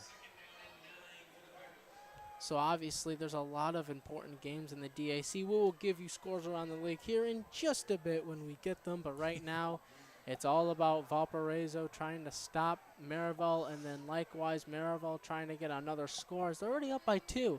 And hey, getting another touchdown before the second half would be awesome. Here, look at that. As we look at Johnson, and Johnson breaks through the tackles. And wow, just in a very impressive play. Look at him. Looking like he was moonwalking there for a second back to the line of scrimmage. You mentioned earlier that J.Q. Johnson is averaging around 130 yards per game. We didn't really see that much in that Crown Point game. Or excuse me, not Crown Point, that LaPorte game. He did end up getting almost 100 yards. But, I mean, 100 and 130 is a big difference. Travis Davis also averaging about 130 yards per game. Those are great numbers for a running back, especially in high school. Even with these run-oriented offenses. You got 2 receivers. Here comes Bonegard. And he will get the ball to him, and he's still on his feet. And there he goes. Valpo was not able to get him down. He'll be stopped at around the 11-yard line. Looks like Tyrus Morris getting that tackle. Impressive play from Bogart. Obviously, that's his first rush of the night, but obviously that was an impressive jet sweep there. And obviously you don't see jet sweeps as much as you would like to, but when they work out very well. And it gets the defense like, what are they going to do next? Is it going to be a rush up the middle? Is it just, you know, that's... I and I think I like that sweeps. about Merrillville. Because right now, Valpo, their goal is to stop Merrillville from scoring. But if you can't stop plays like that, and there's another fake jet sweep. This is to Johnson, and Johnson will get a few yards there. Yeah, those unglorified runs, getting them a couple more yards, slightly better field position. They have a chance to really put this game into a two-possession game. If they are able to convert on this touchdown and then make a PAT, this game will be a two-possession game going into the second half where they get the ball again. Right, and obviously if you're Valpo, you got to stop them here because it's one thing to obviously when they it's one thing when they already get the ball for the second half, but it's another thing if they get a score here underneath their belt as we're approaching 2 minutes left here. He lost the football there for a second, a very nearly bad mistake there, but luckily he's gets back right on it, and it'll be loss of yards, but it will be a third down. And hey, Valpo caught a break there. Yeah, Dante Pope fumbling the snap, gets subbed out. Oh, excuse me, that wasn't Dante Pope. That was Trey Stevens gets subbed out for Dante Pope. They had the backup quarterback in for a moment, but he's back in. Regardless, it is a third down and 10 at the 11-yard line. The halftime show is coming your way next as that interview. The clock is ticking, and we have about 80 seconds left here in the second quarter of action. And obviously, yes, Valparaiso does have all 3 timeouts. And here's another timeout, speaking of, from Merrillville. I think it's Merrillville, yeah. Merrillville calling a timeout. That was their second used timeout of the game. And they only have 1 left. Only 1 left, and they might need it. You never know. If they're unable to convert properly on this next play, they might need it. That or Valpo's going to call it. Yeah, obviously, you know, if I'm Marshall, if they're going to try to pull that wasting the time, obviously you got to use 1 timeout, and that's okay because if you do the math right, they'll still have well over a minute left of the quarter, and then still have 2 timeouts with them. And obviously, as we see from Valparaiso, really as we've seen from both teams, 1 play can change everything. I mean, early in this quarter, we had the interception from Ampliotis, and then just that impressive touchdown there from Berta right up the middle, barely even touched. Yeah. So halftime is coming your way next. But That's right true. now it's all about stopping Merrillville and trying to get – but for Merrillville, though, they're trying to get a score here to try to expand their lead here. Valpo needs to stop so that they can stop that expansion, of course. That's what I tried to say. Speaking of halftime real quick, you can look forward to an interview with Lana and a child singing star, just a prodigy recently. Lana's so talented at what she does. This is a pass, and it is way overthrown, intended to everybody's favorite receiver, Casper. And that's a 4th down. I'm not sure who I saw, but somebody in that Valpo D-line got so high in the air. It was unbelievable. He saw the pass go up. I didn't even know somebody could jump that high. I mean, unless you're DK Metcalf, That's obviously. True. But, okay, here's a minute 12 left in the second quarter. This is for 3 points, and obviously to make the lead up to 17-12. That's a bit of a weird score, if you ask me. Yeah, it is a very weird score. But regardless, this is for the 3 points to expand their lead. And remember, they do get the ball to start out the second half. Here's their last and final timeout from Merrillville. And obviously, the icing their own kicker there. But anyways, Jaden, so obviously this game has been so much fun to obviously commentate and, you know, talk about because so much has happened, especially in the second quarter. Finally, Valparaiso scored 2 touchdowns, but Merrillville gets that touchdown from Peters, and ever since then it's just been back-to-back, and, you know, obviously a lot to look forward to in the second half, but especially for Valpo because it is, like we just said earlier, their homecoming night. Yeah, it is. And they really want to prove to these fans that they're better than that.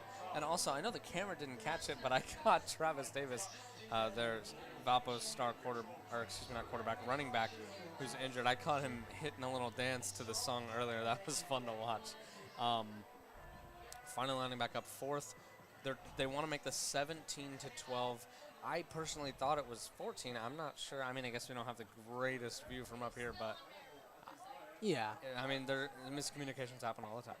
Exactly. So this is a 35-yard field goal attempt, except this is a penalty, and it looks like it's against Merrillville. That's a false start there. Yeah, Obviously, someone had jumped from the line, and they're going to lose 5 more there. And now it will be How many? a 40-yard field goal, if I am correct there. I feel like I've just heard that call so much lately. Not in this game, but just in high school football in general in the NWI area. It's very, it's a difficult call to have to hear all the time. At the 16-yard line, this is a 43-yard attempt. Or 33-yard, excuse me, but that, regardless, though, it's still good. Yeah, good. No matter the distance there. 17-12, they want to lock that in as the score. They're going to play some great defense, hopefully against, against Valparaiso's offense. But you never know. Valpo might just hit a crazy run. They might have Justin Clark go on the outside. You never know. We don't usually see a lot of that, but we might see it this time. Takes it down the field, gets a touchdown. And football is such an unpredictable sport sometimes. It really is, honestly, and we still have 70 seconds left here. They still got all their timeouts, and obviously you don't want to jump to conclusions, but if Valpo can move the ball and get another score, I say that's a win, especially going into the half here on homecoming night. Speaking of unpredictable, I don't know why I mentioned that. Just made me think 28-3, 33-0, 70-20 recently, and this year there's just so many games that can change just so quickly in just moments. And these teams, like if you want a game and a show like that, these are the teams you want to watch. Fun fact, for team scoring averages, right now Valparaiso would always average 12 points every time in the second quarter, and they conveniently have scored 12 in the second quarter so far. Merrillville just 0.4 under them with 11.6. That's how much they average in the second quarter here. They do usually do well in that second quarter. So Stokes. here is Up the Stokes. middle. And Stokes goes up the middle, and there he goes. He's got a man to beat, and he will beat him. You can kiss him goodbye because they just scored another Valparaiso touchdown. Julian Stokes sprinting through the defense and getting a touchdown. Oh, yeah. I mean,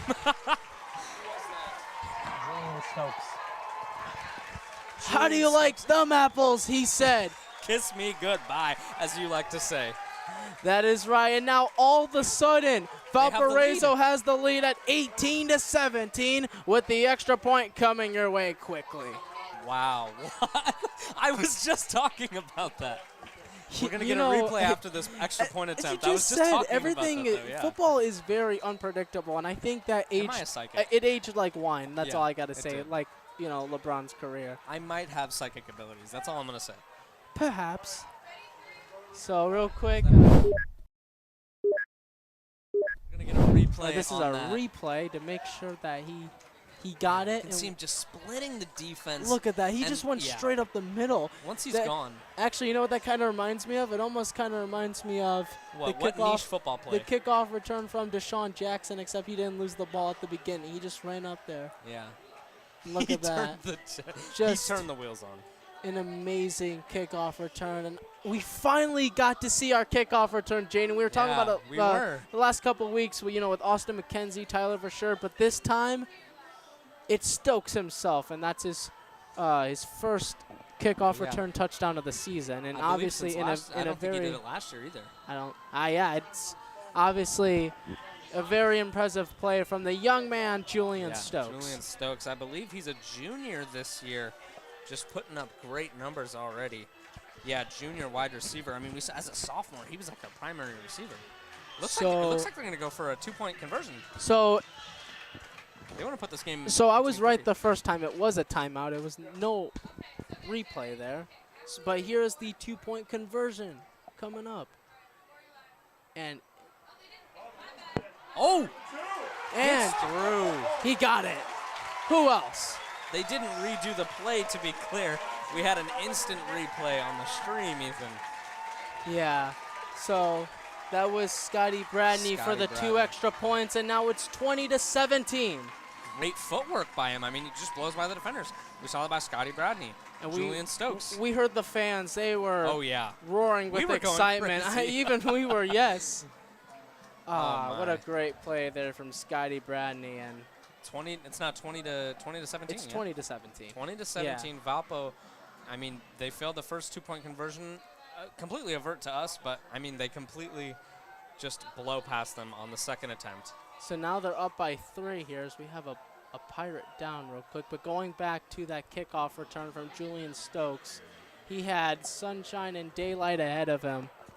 And you know what? He just completely blew by every defender. That even the safety couldn't catch up to him. He changes directions a little bit. What else are you going to do? He's too speedy.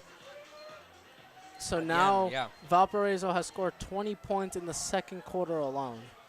Yeah. There's still, 30, 40 seconds to go? There is 58.1 to be exact. So that took place. Everything that we just witnessed in the past 5 minutes probably took place within the last minute of, not even minute, like just 16 seconds of play. 11.9 to be exact. Because remember, it was 1:10, and then that kickoff return obviously was 11.9 seconds. And we see the injured Pirate is okay, which is great to know, obviously. Always great to know that everyone's okay, able to and walk and get enough. That was Jalen Ramsey, and that is not a typo. That is actually his name, ladies and gentlemen. That is not a typo. Wow. His name is Jalen Ramsey. That's a lot of. You got to live up to that name. I mean, wow. That's a big name. We see Jalen Ramsey in this high school football game. I mean, what up? I like that name. I mean, we talk about it all the time, like names that just sound like NFL names. And obviously, Jalen Ramsey. If you take the Y away from the young man's name, it'd be Jalen Ramsey, the defender himself from the Rams. He's not a defender. He is a defender. He's a defensive back. They're both defenders. Yeah, I misread it. Drayden Wilcox lining up for this kick. Gills to receive the kick. We've seen he had a great run. Impressive plays from Gill. Oh, yeah. Obviously, that's, I really thought that Gills was going to get a kickoff return touchdown just because of how talented he really is. And he will catch this. And get slammed there. He kind of ran right into the Valpo defender there. He ran straight into Lucas Bartlett. Yeah, Lucas Bartlett getting that tackle really quick, stopping them from getting a really big play, and they're going to be set up just a couple yards past the 20-yard line at the 23. And so now you kind of start to question what you think Merrillville's going to do. They still got plenty of time, but now they got no timeout. So now they're going to have to be playing the deep passing game and trying to get out of bounds to save time here and try to get another 3 points or even another touchdown. But with no timeouts, it's going to be a little more difficult for them. And I think that kickoff return for Valpo was so good because now Clark has extra time to rest. Because not only does he have halftime, and that happened, but of course the Pirates do defer. And this is a miscommunication, but a flag was thrown there. Johnson on the run. We'll see what the call is here for a second. But going back to what I was saying, now Clark can rest up good for the second half here. Yeah, J.Q. Johnson. The play gets called. Everybody's running around. And it's holding against the Pirates. That's his third holding call of the night. Yeah, maybe he didn't really start moving because he saw the holding immediately. But regardless, that was funny to watch. He just kind of stood there, not really sure what to do. I mean, the penalty came after when the play was snapped. So obviously that means the defense or, the offense did something wrong there. And so now it is a first down and 19. And it looks like Merrillville's just going to let the time run down as they will get the ball in the second half. So I guess there's really no rush to get another score here in the second quarter. So here's Pope. So the second quarter's winding down. And this is a run with Johnson. And Johnson only gets a couple there. Yeah, they're probably just going to run it, try and run the clock out here. That's really the sportsman-like thing to do. Get the quarter over with. Everybody gets to rest. You can see some of the Merrillville players running off. And that will be the end of the second quarter. So, Jaden, man, this game has been something else. Great points for Valparaiso in the second half alone. After Merrillville jumped out to a 7-0 start, Valparaiso said, I'll take it from here, and it's now 20-17. And honestly, this looks like a final score, or like a third quarter, end of the third quarter score. But so many play after play has happened from both of these teams. But Valpo has came back in this and is now leading at the half, 20-17. I'm excited. First of all, I'm very excited to see the rest of the game. But I think from a human and a PC3 member perspective, I'm very excited to see Lana on headset. I mean, she's always on headset, but not necessarily this one, talking to her other cameramen. But we get to see her interviewing, you guys get to see her actually interviewing a star. If you guys know who Johnny James is, little girl that appeared on her, sorry, not little girl, excuse me, a young singer who appeared on one of his shows recently that kind of just blew fans away, like on so many levels, because she's only 12 and she's just a great performer already. I got to see some of her performances. We also got to see one of her performances at Popcorn Fest. And now we get to see the Vikettes at mid-center field perform their impressive dance. All right, and we're going to let you guys enjoy the halftime show. Thank you so much for watching. We'll see you guys in the second half of action.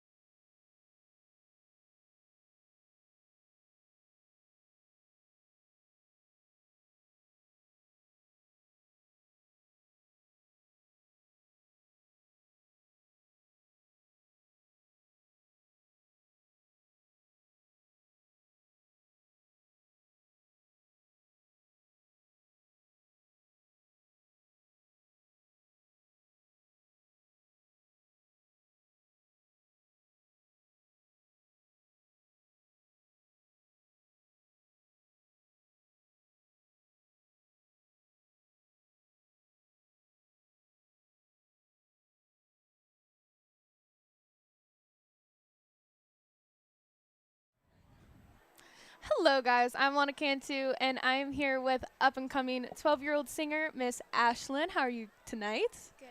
Yeah, how's the football experience, this football game right now? It's good. I don't know about you, but I personally have no idea what's happening. But hopefully it's going good. But I am interested in you and just how did you get into singing?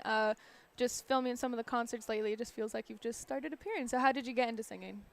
Well, I started singing whenever I could talk, is what my parents told me. Oh, that's cute. And I like to sing a lot at home, and I take chances for singing whenever I can. Aw. And what are some of your biggest influences in singing and like your style and what you like to sing and listen to? I think a lot of the pop artists and the country artists, like Gabby Barrett, because I got on stage with her and it inspired me to sing a lot more.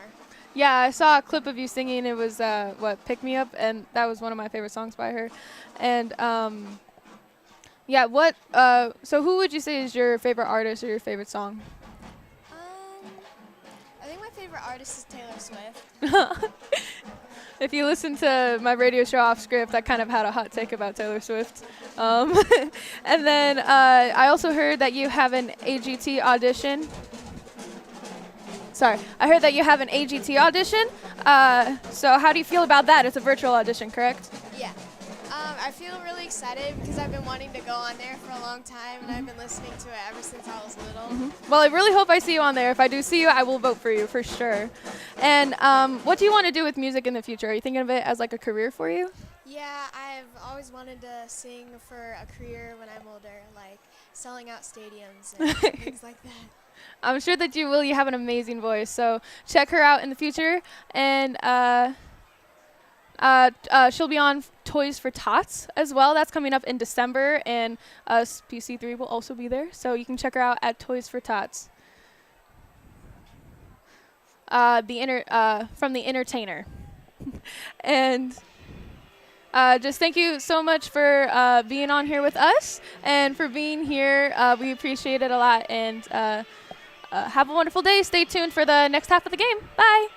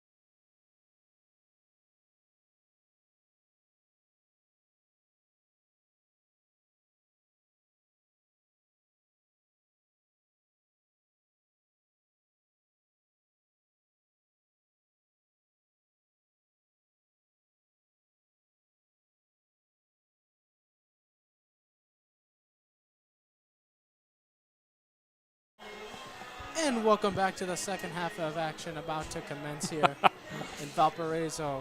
And obviously we had the homecoming celebration and victory, and a Valpo offensive lineman would win. His name, David Gonzalez Ortiz. Congratulations. David Gonzalez. I know that guy. He was in my, I believe it was chemistry. Well, you know, congratulations to the young man. Obviously, Good guy. He's funny. Well deserved, of course. Obviously, yeah. But Did so you get a well-deserved snack over the halftime break? I did not. Oh, yeah. We were too busy watching Lana. I'm too pumped with this game right now. So, and speaking of the game, it's 20-17 at the half. Of course, Merrillville will get the ball to start out the second half. I mean, And Jaden, it's good. It's just good football. it really isn't. But first, let's go over a couple of scoring summaries here presented by yours truly. It was 7-0, the very first score of the game from Johnson. Johnson would be the first score of the game, and then the interception from Ampliotis.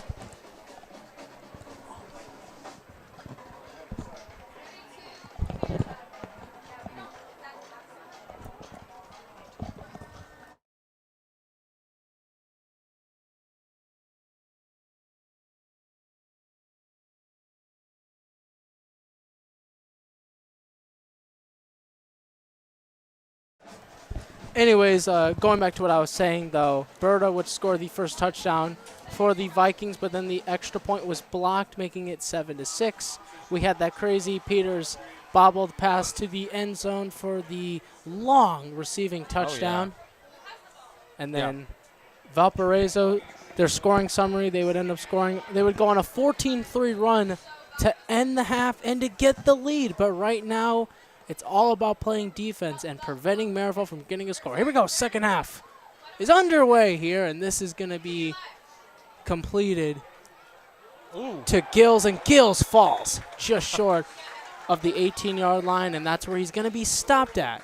And so Merrillville in the offense, Dante Pope, as we begin the second half of action. Good block generally by that Merrillville player. But unfortunately, Trenton Nixon, by the way, but unfortunately, Tyler Verschure just ends up right in front of him, trips him up, and he falls. But there's nothing else you can do. They start a little bit behind where they normally would if they had just touched back. This isn't the worst field position you could be in. You can still make a play out of this. You definitely can, and obviously, as we've seen from Merrillville, obviously, it's really not slowed them down. John Peters on the top of your screen there, as this is the first play of the half for Merrillville and in general. Here it is. Here's Quick Pope. throw. It's another long pass. He's been good with us all night, but this time it's overthrown and incomplete. The intended receiver was to Rhinell Lewis, who already had a pretty good catch earlier in the game here, and it'll be second down and 10. As a sophomore starting on varsity, great to see. I love seeing sophomores and juniors starting on varsity, just showing off what they're really capable of, especially on these bigger schools. I do too, because obviously you get to see how really talented these young men really are at the sport of football. And when coach gives them a chance, it's awesome for them. Here's a second down. This is a bobbled pass, but it's incomplete, and a third down. Another pass to the same receiver. Unfortunately, he drops it. First one was overthrown. Second one is just dropped. I mean, thankfully, he doesn't fully grab possession of the ball before dropping it, so it's not a fumble, but it is an incomplete pass. Yes, Rhinell Lewis, that was his second target since one of the early plays earlier in the first quarter. So we might see a lot more of him going into the second half here, as he already has 2 targets. So third down and 10. Another pass right to, you guessed it, Lewis. And Lewis like gets spun out of bounds. It looks like he is close to the first down marker, and he will get the first down. Wow. I was not expecting that. I actually thought he was out of bounds before he caught the ball, but apparently not. No, he was able to. Yeah. He was able to get his feet in the field and still be counted for the first down. Looks like he's getting subbed out, actually, getting a little bit of a rough tackle from that Valpo player. Yeah. So already for him, 3 targets. So he has 1 reception, and that would be a gain of 10 yards there, 11 yards to be exact. Yeah. And here is play clock is Merrillville. running down. Got to hurry up there. Here's a run, and it is no good. It won't go anywhere. That was to Trey Stevens. And Stevens, as you said, he had 2 touchdowns in the last game for Merrillville. So obviously, you know, if Johnson starts to slow down, give it to Stevens. He knows a thing or two about scoring here. Yeah, unfortunately not today, though. He runs into the Valpo defender, somehow ends up upside down. Fortunately, he's okay. But that was a funny sight to see.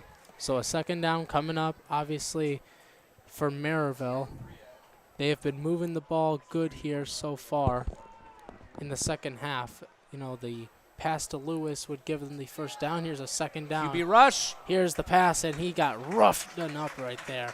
Yeah, kind of got sandwiched there by 2 great Valpo defenders, and he Tyveen does and a helping hand right there Theotis, for Valpo's defense, and it will be third down though still. I mean, as they say, it's all love. I mean, these people are just trying to show their prowess on the football field. There's no hate towards each other. There's friendly rivalry, of course. But So Dante Pope is 1 for 4 so far for 11 yards in the half thus far, and this is a third down and long. Ball snapped, another high snapped, and the Valpo D-line will get to him, except he will escape for a bit, but then get pushed out of bounds there. And that will be a fourth down and 5. Man, 7 plays at this point in under a minute of playtime as Merrillville brings out their punter.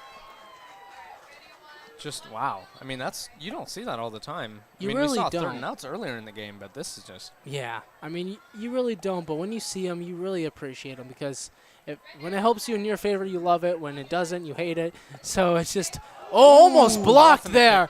Oh, might get called for something depending on if he touched the kicker. He did not. He definitely touched the kicker. But I guess they did not. They did not call that, and hey, I guess that will be a first down for Valparaiso right there. Yeah, I don't know. You guys can't necessarily see it, but I can see the kickers limping off a little bit. That was shocking. He's definitely going to feel that one tomorrow, Chuck.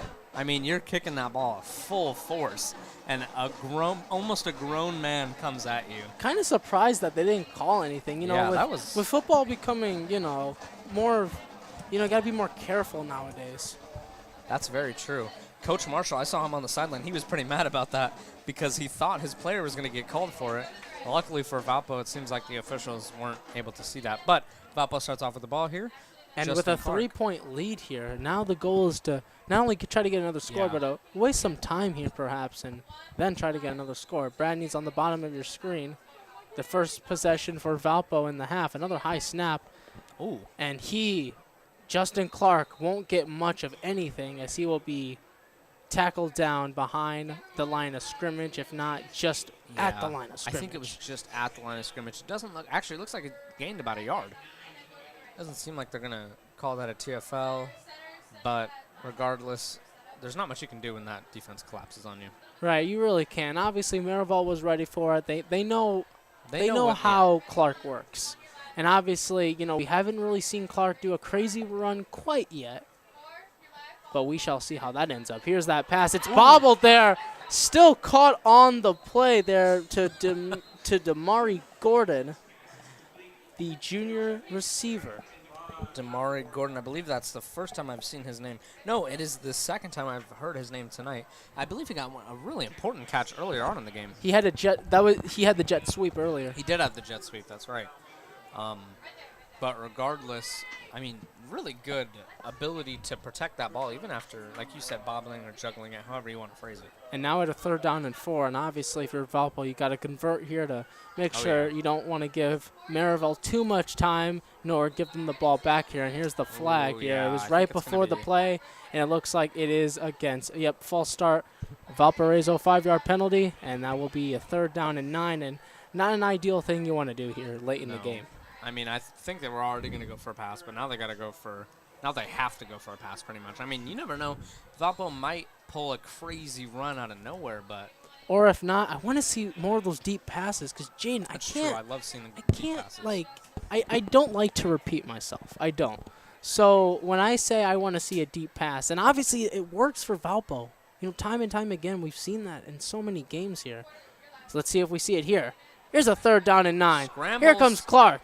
He's just going to run it here. Ooh. Down the sideline, and he got the first down. Gets the first down, breaking ankles and taking names. Finally pushes that ball up the field.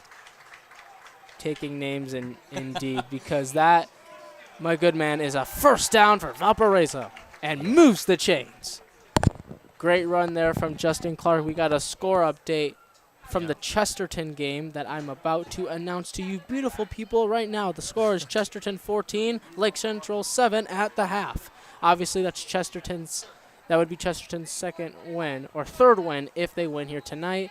If Lake Central loses, they will go down to 3 and 4 as we see a run there from Berta, and Berta won't get much there. Yeah, brought down early. I don't think he's going to get any yardage. 2nd and 10 here. And again, we talk about how resilient Valpo is. I just think when they get good plays, then they're off. They hit the ground running. I think when they slowly but steadily move the ball, I think it helps too. But I think this crowd and even us up here in the box, we want to see a big, huge play here. And speaking of it, here it is! And it is incomplete. Intended receiver. That was the Julian Stokes, who already has a clutch kickoff return touchdown. Double coverage by John Peters and another defender. Unable to see who that man is, but great defense by Merrillville to stop what could have been an incredible pass. Also, we get to see that arm on Justin Clark. Pushes the ball up almost 40 yards on one throw. So that is a 3rd down and 10 coming up. And, I mean, if we look back on that play, Stokes was obviously double-teamed there because they know. They learned from the kickoff return not to leave that man open. That's because he will easily run it there. Here is a 3rd down, but this is a pass, and it's way underthrown. Intended receiver for Bradney. Bradney cannot come up with it as it was already kind of thrown very low. But regardless, 4th down and 10. And Merrillville will get the ball back, and Javion Gills is ready for that kick. I mean, what are the odds that we see another crazy kickoff reception? Like I said, Gills leads. Well, actually, he's 2nd place overall in the dueling conference in kickoff return yards. Yeah. So it's something you really got to look at when you're Valpo. And obviously, they've contained him pretty good here tonight. That's true. So here's the punt. Another beautiful punt, by the way. It's an arch. Short, but yeah. He'll take a Valpo bounce, and Gills will pick up the ball. Gills still on his feet, wants to stiff arm the man, and gets tackled good there at around the 20-yard line. And like I said, they've really contained Gills here tonight so he doesn't break out and have a crazy run there. I mean, he just gets turned into the jelly in a Viking and peanut butter jelly sandwich. The what now? A Viking and jelly sandwich. Green and purple. 4 defenders tackling him at the same time. That's not easy to get up from, but, I mean, these players are training conditioning all year long. They're ready to take hits like that. So, yeah, that is definitely true. And if, and like I said, they've really contained Gills here tonight very well. And I think they've also been containing Merrillville good, especially as of late. Ever since the Peters touchdown, we really haven't seen a lot of big plays here from Merrillville. And here's a run here from the QB, Pope, and Pope will be sent behind the line of scrimmage for a tackle of loss there. Pope was trying to scramble, but they caught up to him quickly. Yep, didn't even get past the line of scrimmage. Officially a sack for Valparaiso. I was watching Sammy Ampliotis on that play, and you could just tell he was about to do something. He almost gets crossed up, but he doesn't even let that phase him. Immediately gets back on the play and starts the tackle on the quarterback. He's just a great defender so far. We've seen time and time again. His brother, too, his younger brother, on the rise. I'm excited to see how they do for the rest of the season. I mean, the Ampliotises, the Amps, the Voltages. The Amps. I love that nickname. So here is the fake run. Here's the pass, and it is didn't see it coming. Bounced off there. That was to Bogart. And Bogart, that's another target for him, and it is a 3rd down coming your way. Maybe the wind was in his eyes. You never know. Didn't see the ball coming his way. Unfortunately, drops the pass. Or maybe just a miscommunication, as it was a fake run. Obviously, as Johnson, you think it was a run with Johnson, but maybe he even thought that it was a run. But here we go, 3rd down and long. Fans on their feet, stomping here. We can feel them rumbling here. 3 receivers on the top, 1 on the bottom. This is a crucial 3rd down and long. Deep. Here's the long pass, and it is no good. Overthrown, intended for John Peters. And a quick 3 and out. TJ Watkins, good defense on the pass. We are going to hear his name all year long. He's a great defender, very speedy. He definitely likes to get up with that receiver, try and catch that ball as Merrillville brings out their special teams, gun opponent away. And, you know, with where they ended up here, Valpo's going to have amazing field position with Tyler Verschure We might as see the another kickoff returner here, as he had that impressive run to the 25-yard line on the other plays. But this will go to Julian Stokes instead. Yeah, I They think get when he to him touched quickly. it, his knees. I think his knees. Yeah, they're going to call him down where he initially caught it because his knee touched the ground. Yeah, like you said, Julian Stokes, though, he's a great receiver, also very quick. Both of these teams are filled with very quick receivers and corners.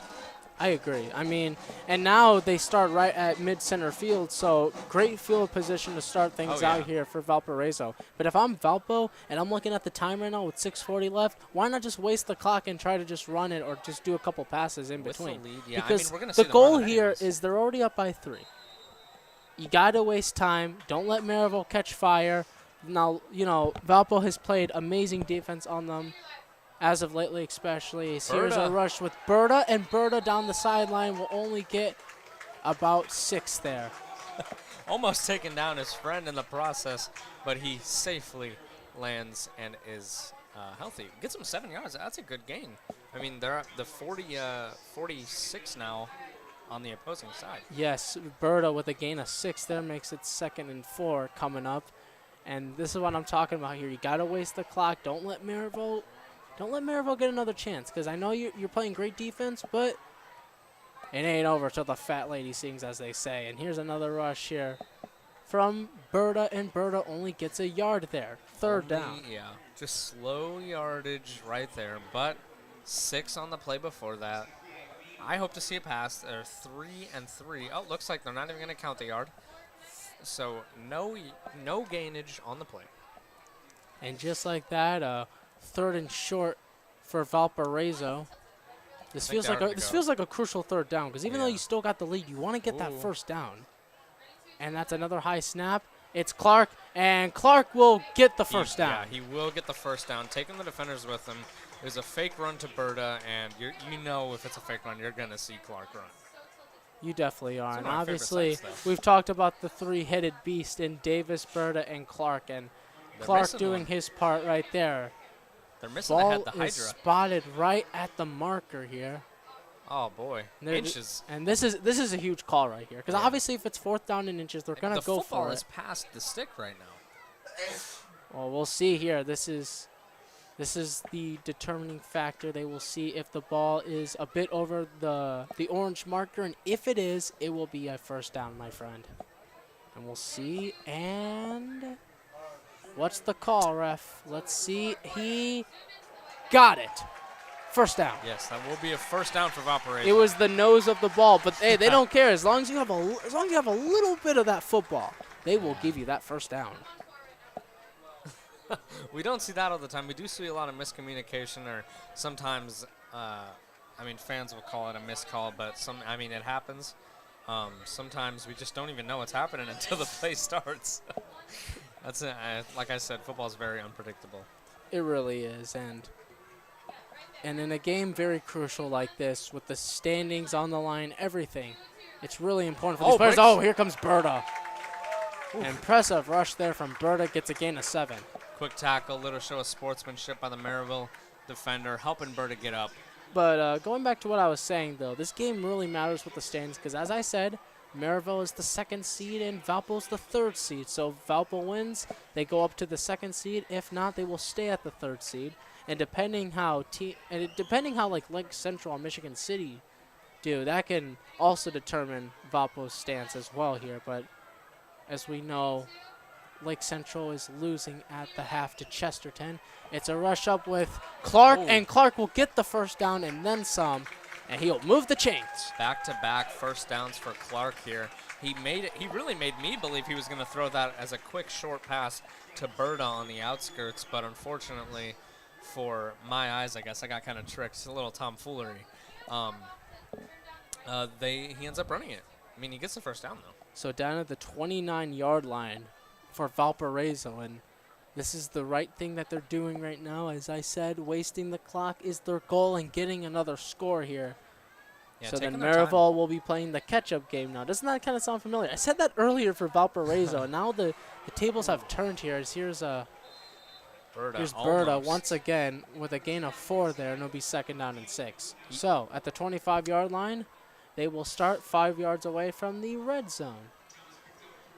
That's great positioning. I mean, he almost sees open daylight. He almost sees the field, but unfortunately is quickly brought down by a Merrillville defender. And like I was just about to mention, Valpo taking their time, calling their own plays. You don't usually see all the time out of them, but like you said, they want to burn the clock. All right, here's a second down coming up here, and we got a timeout from Merrillville. First time out Their of first, that is right, first of the half. We're going to get some scores around the league as soon as we're able to, but as just mentioned, Chesterton is up, which is huge for obviously for Valparaiso, because if Valpo loses, if they were to lose, they would drop down to 4-3, and if teams like Lake Central and Michigan City were to win, they would also go up to 4-3. So see where that kind of... It's. I mean, all these matchups are crucial, especially just this late in the season. I mean, we're at week 7 already. I know, this season really has feel really like it. flew, and me and Jaden will be here one more time for our last hurrah in football. For football, yeah. We'll This be is here for the regular basketball. season, at least. It'll be our last hurrah. Hopefully we're doing a playoff game. And hopefully we can do some more games for you beautiful people at home, I know. All of you do. Yes. Let's talk about Portage. 0-6. Yeah, I mean... Yeah, 0-6 is That's obviously I mean, I have something that Mark you in my don't class. want. I have Yeah, Mark, one of our Portage in the last players 3 years, they've only won 4 games. there. Wow. That's a crazy stat.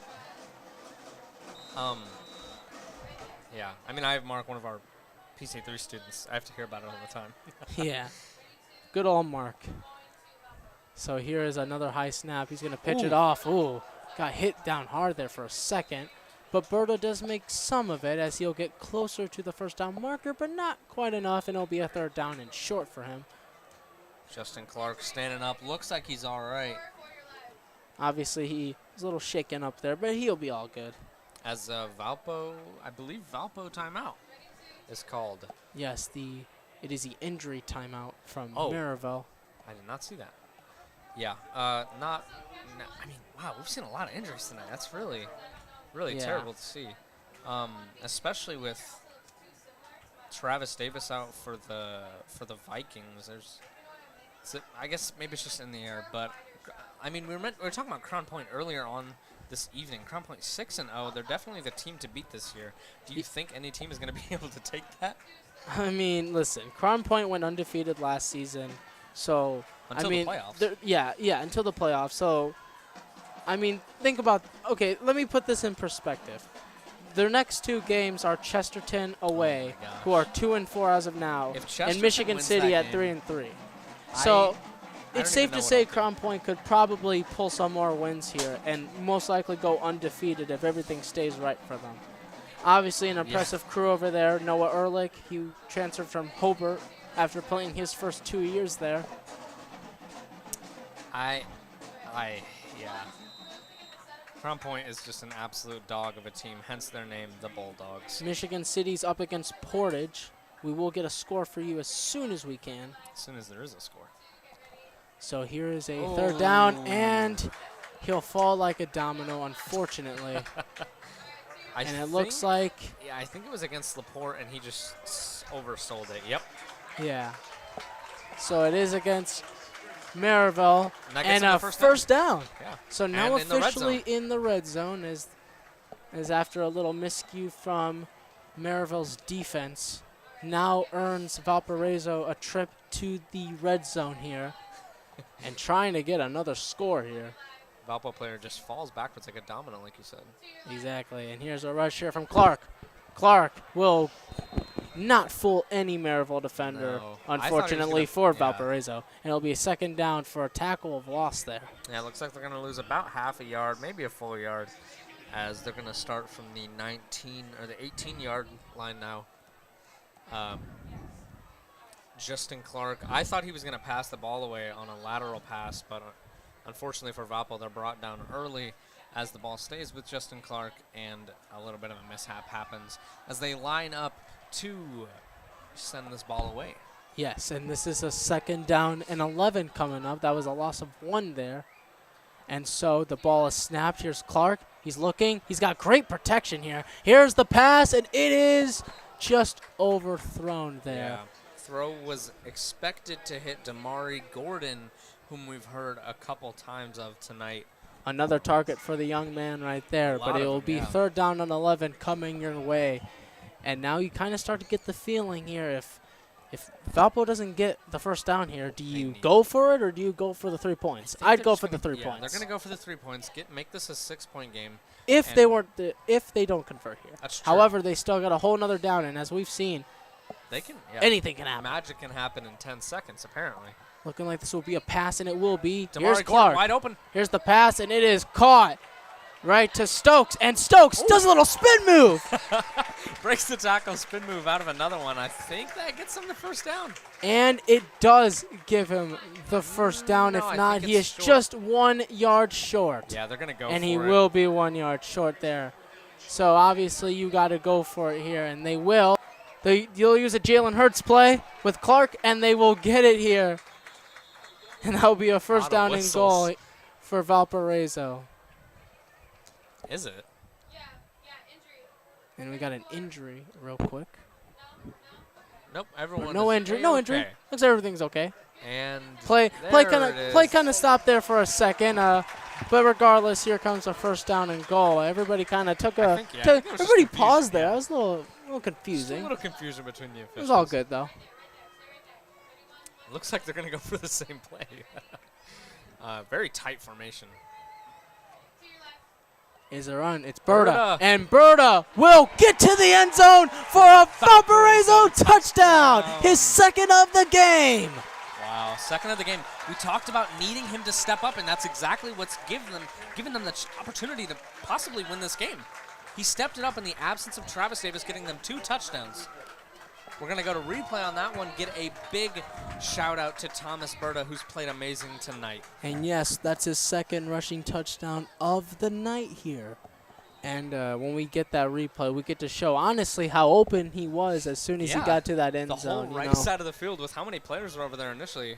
So Wilcox with the extra point awaiting now extends the lead to... Ooh. Low kick, but it looks no good. And it will only stay at 9. So 26.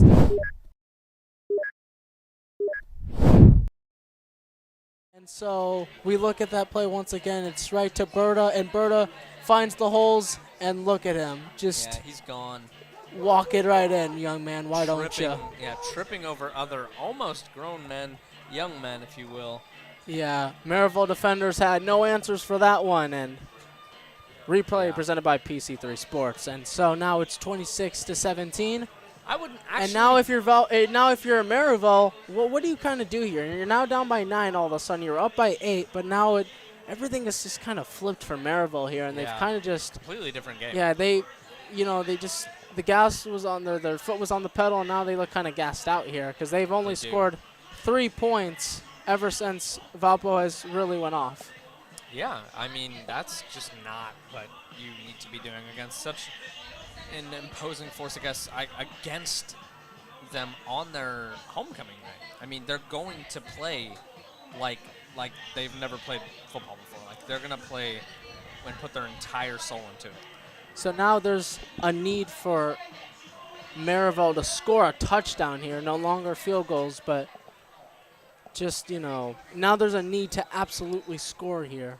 2 receivers in the back hoping to catch this ball. Of course, Gills is back there. It will go straight to Gills. He will catch this, and we'll see what Gills can do here. Tries to juke out defenders, but he cannot. Valpo's defense and special teams have got Gills up all night long. They have locked that man up. I mean, he tried to juke them, but Valpo does not fall for that, and they get him within just seconds of him trying to break loose and try to get some more yardage there. And obviously, we've not seen a big rush from him yet here tonight, and that's it's just been the Valparaiso's special team awareness. Yeah, they've been very strong. Like I mentioned earlier, I'm telling you, man, I have psychic powers. Like I mentioned earlier, special teams are really underrated in terms of how official and efficient they are for their team. If your special team isn't producing or protecting your end zone, then you're not going to be able to win a game. So now it's time for the catch-up game for Merrillville as they now find themselves down by 9 after being up by 8 earlier. As here's a run with the QB Pope, and Pope will only get about a couple of yards there. But going back to what I was saying, they were up 14-6 at one point. And then Now all of they're a down. sudden it's now 26-17. If you're Merrillville, you're kind of like, oh, okay, we gotta do something here about this. But I mean, you still have almost 2 quarters to play. and that is true. But obviously, Valparaiso's a second-half team, as we said before. They score a lot more in the second half because that's just the mentality that these young men have here. And obviously it showed with the touchdown from Berta. Here's the pass, and it is. That's We'll a see, bullet. It is it caught. is caught. Yes. And Oh, so we've that seen will that move the man chains. a lot of times tonight. That is Reinald Lewis getting another catch, another target. He seems to be that quarterback's favorite target here tonight. I know. In the second half, he's already had 4 targets, 5 overall for the night. And, you know, you kind of start to look at him as a potential breakout candidate for the second half because Merrillville needs to get something going here. It's Pope. And Pope only gets about a yard there or 2. But regardless, it's still a second down and long coming your way next. 1:03 left in the third quarter of action. And all of a sudden, Valpo's got the momentum. They got the lead up to 9, and now it almost looks like Merrillville's been slowing down a lot more, other than a couple plays, of course. I say they need to pass it more. They need to stop with all the runs. And if they want to utilize Johnson, have him as a receiving back. Yeah. Those passes, I mean, a couple of them have definitely not worked, but also a couple have worked really well for them. And speaking of that, here is a pass if he doesn't run for it.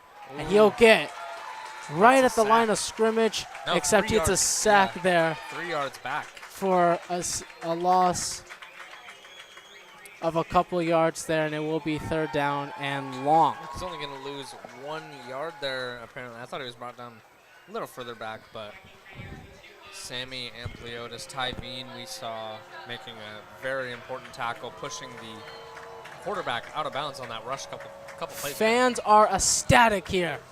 Rumbling their feet. Third down for Merrillville. Ooh. Pope's looking. He got out of there, escapes the pressure, and then he gets tripped up. Another one. Back-to-back sacks. This one he will be moving back 4 yards. 4th and 11 for Merrillville. And Valpo's defense is on something else as we approach the end of the third quarter. What an impressive third quarter showing for the Vikings here. Scotty Bradney back to receive that. And it looks like it's going to be a timeout. Yeah. And no, that's the end of the third quarter. Right. I'm sorry. And as we hear in the background, we hear Neil Diamond stealing the show always at the end of the third quarter, going into the fourth quarter. It's the catalyst. It's truly.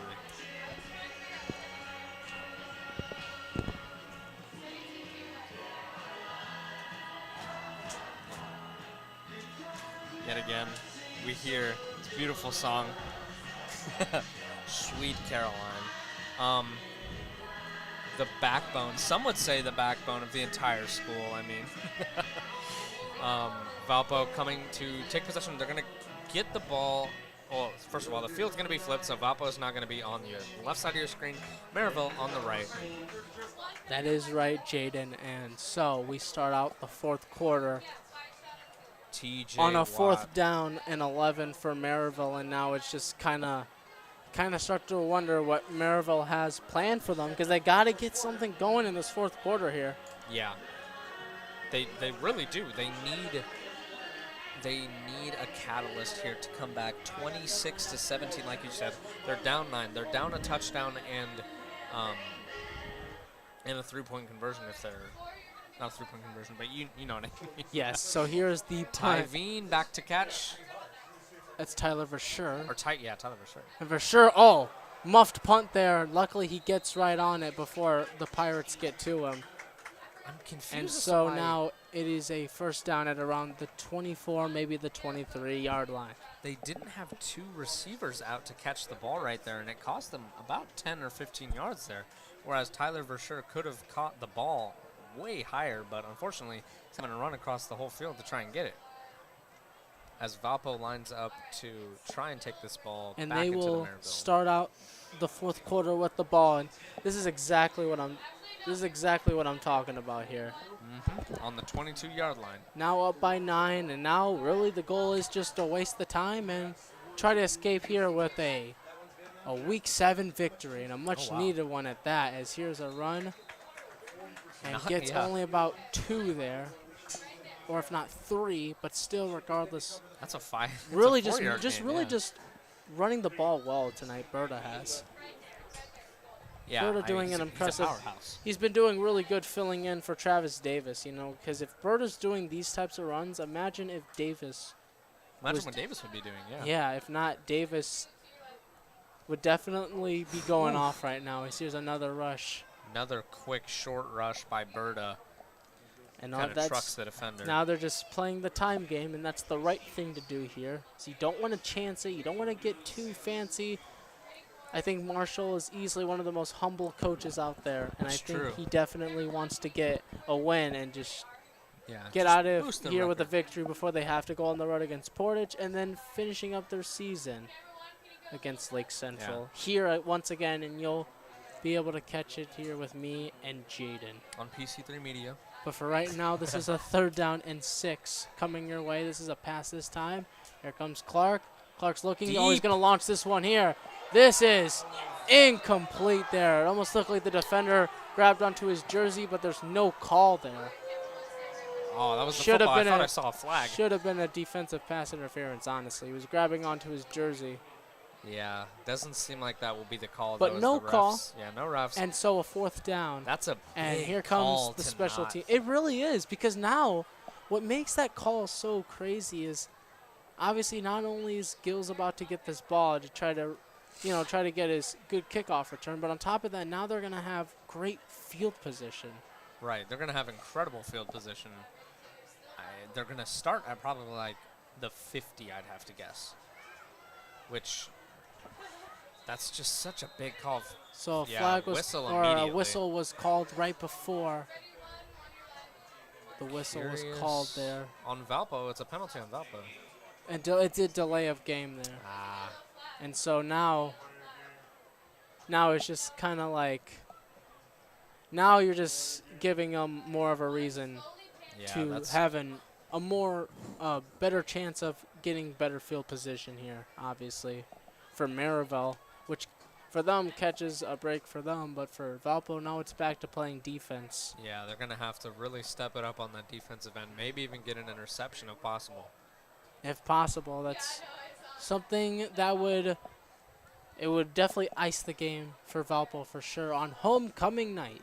Homecoming night, yeah. Tomorrow, all the students have a beautiful dance to look forward to, presented by, of course, Valpo High School. Are you going to homecoming tomorrow? You know, I went last year. I'm not sure I'm going to go this year. Well, I went this year. It's my last hurrah. This is a beautiful That's arch, true. by I'm the going to go way. to prom. And ooh, this That's- takes That's a Merrillville bounce. yeah, dip for sure. I mean, He just hands it right off to the running back, the ref. He was ready for the ball. He almost took off, but I think his instincts kind of. yeah, they kind of kicked in and was like, yeah, no. Alrighty. He said, so "I'll be this taking is this is at the 46-yard line on Merrillville and only 4 yards away from Valpo territory. If I'm Merrillville, you need to utilize Johnson and Peters here. They really They have do. made clutch play after clutch play. But I But mean, most importantly, we need to see Dante Pope not we need to see Dante Pope have a throwing really good incompletions pass. or even a pick here. I see he already has They one. Tyler Verschure is in the backfield. If they make a deep pass, Here's that's the pass. scary. It is completed in the backfield. Does a little spin and gets They're down. pushing him back. And Not calling still him down. going all the way back here. Getting pushed all the way I don't back. think they're gonna He's count not it. going to lose that Yeah, much I was yardage. gonna say. But regardless, it does not help Merrillville whatsoever. Yeah, I and was gonna say I don't think only they're going gonna to lose Only lose lose a yard there. Sounds about right. 2nd down and 11 They coming wanted your him way. to lose 10. Under 10 minutes to go in this game. And now Merrillville trying to come back in this game after, like Down we by said, 9. being up 14-6 for the game. So here's the snap. It's Pope. He's looking. Here's the pass. It's Caught. completed. Great completion there. It almost looked like Pope was getting absorbed by the defense. That is to Martin. And once again, Martin doing impressive plays for Merrillville's receiving core.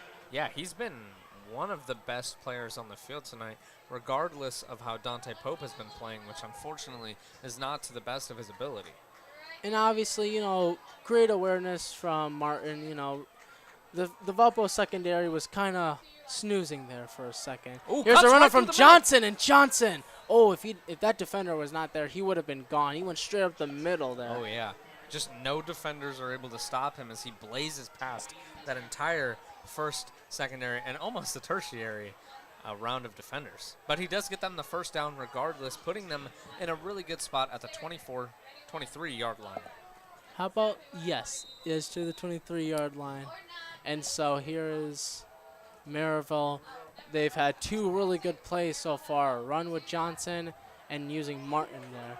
And here's Johnson now, and Johnson won't get much. Some acrobatics out of the Valpo defenders jumping over them, losing them about 2 yards, 3 yards it's looking like here, as they're going to be at a 2nd and long at this point now with 13 to go until that first down. 2nd and 12 to be 12. exact for Merrillville. Well, you know what? And so, still looking for some scores around the league. We really haven't been able to get much scores here Slow tonight. night, I guess, huh? I guess these games are just really competitive, Yeah. I suppose. Lining up to throw, it looks like. It's a jet Quick sweep, run. and he is going to get thrown down. Ooh! Sammy Ampliotis. A wrestling move right there. Picking That was him to up. Martin, and Martin on the jet sweep loses yardage there. I'm sorry, excuse me. That was either Sammy Ampliotis or Xander Corning. Regardless, literally picks him up and throws him down. And again, another tackle for loss there. We've seen that so Yeah. much in the second half, especially. Back-to-back plays at this point. They're back 7 yards. And The crowd is going crazy. 3rd down and 17. They definitely need this, because this could be presumably the game here if they cannot get Checking this his 3rd watch. down conversion. But they got 17 yards to go. The whistle's called, and a timeout for Merrillville. That's a good play. They were just about to cause a delay of game, as that 25-second clock just barely reaches 0. Whichever one that was, Sammy Ampliotis or Xander Corning, great tackle nonetheless. I mean, it was an incredible performance from the entire defense as we hear Pump It Up playing from the Valpo speakers. I mean, we have, I would say Valpo has some pretty good music taste. I definitely agree. You know, I mean, Neil Diamond taking us into the 4th quarter of action is Beautiful, definitely beautiful fun. voice. You know, and then obviously we got the other on the playlist. A lot of classic rock, a couple rap songs. I think it all blends together pregame, very yeah, well. in the pregame. Yes. And so, And as Merrillville. the music suggests, pump it up for these Valpo fans, and the sea of green as Jaden's famous That's- his yeah. famous trademark, by I the have way. 2, but yeah. That's Yeah. So here it is, a crucial 3rd down and 17, and this could presumably ice the game. Another snap. high snap. Pope's going to launch this one. It is caught, and he will get the score for the touchdown. Oh, Who that is is that? right to to Javion Javion, Gills. yeah, Javion He Gills. finally gets his touchdown there. Finally gets, I believe, his first touchdown of the game. Pope throwing a dot, noticing one of his receivers is wide open. The secondary seems to have failed, and he just runs right in. I mean, And there's 3 Javion defenders. Gills finally gets his touchdown there. They got to hurry Props this up. to him here. They need as much time on the clock as possible, and unfortunately, they already used one of their timeouts earlier. I believe they've actually used 2. And so that is what Merrillville needed, as the kick is good. He makes it this time, and now it's 26-24 with Every just time. about 7:27 left here in the 4th quarter. I think I'm traumatized. I'm not even a Bears fan, but every time I see somebody kicking a field goal I always think of the double doink. Double doink. The double One doink. of the greatest things to ever happen in the NFL, in my personal Beautiful opinion. play. Well, as a Colts fan, I mean, you can say that. But Yes, I can, you very never much know. so. I'd say I'm pretty unbiased. I don't really have a specific favorite team, but Yeah. it's still a hilarious clip. How does that even happen? I mean, what are the physics? How hard do you have to kick that ball in the wrong direction? So Stokes, Bradney, McKenzie, and yeah. McKenzie, yes, to receive this kickoff. He has a very similar build to Tyler Versher. It's difficult to discern them if you can't see Yeah, the number. it's easy to get them mixed up. Yeah, Yeah. exactly. If you look at him too quick, you see the 4 and you're like Berta, but you're like, wait a minute, that's McKenzie. Yeah. And we've seen McKenzie do some impressive Earlier, things, yeah, earlier especially in the with year, the kickoff returns in some of the other games. He's put Valparaiso in good field position time and time again. So obviously, you know, Valparaiso just has they have a very well-rounded team. They really do. Very good. I mean, I would say they need to utilize their passing game more, Yeah. but very good defensive But core, for what very it good I- offensive for what core. it is, it's very impressive. And obviously the reason they won Oh, is a squib kick there. Well, had his hand on it there. It was a muff punt. But Bradney will pick this up oof. and will get spun down at around the 21-yard line. Gets spun around. Very scary sits down. situation Ooh. right there. Seems like a little bit of words exchange between players right there, but quickly disengaged, as nobody really wants that unsportsmanlike conduct call, because it's a 15-yard penalty, correct? Yeah, they were in the heat of the moment there. But yeah, immediately breaks it up as we see Valpo's offense take it over. They are now only leading by 2. 2 is a much smaller margin than 9, as pretty much everyone who's been born knows. Yeah, and just knows math and just Yeah, I common mean, you don't sense have in to know math. general. Exactly, that's why I said anybody who's been born. Alrighty, so here is Valparaiso with a run, and Oh! here comes Berta, and Berta down the sideline gets a good amount of yardage, and 20. then some.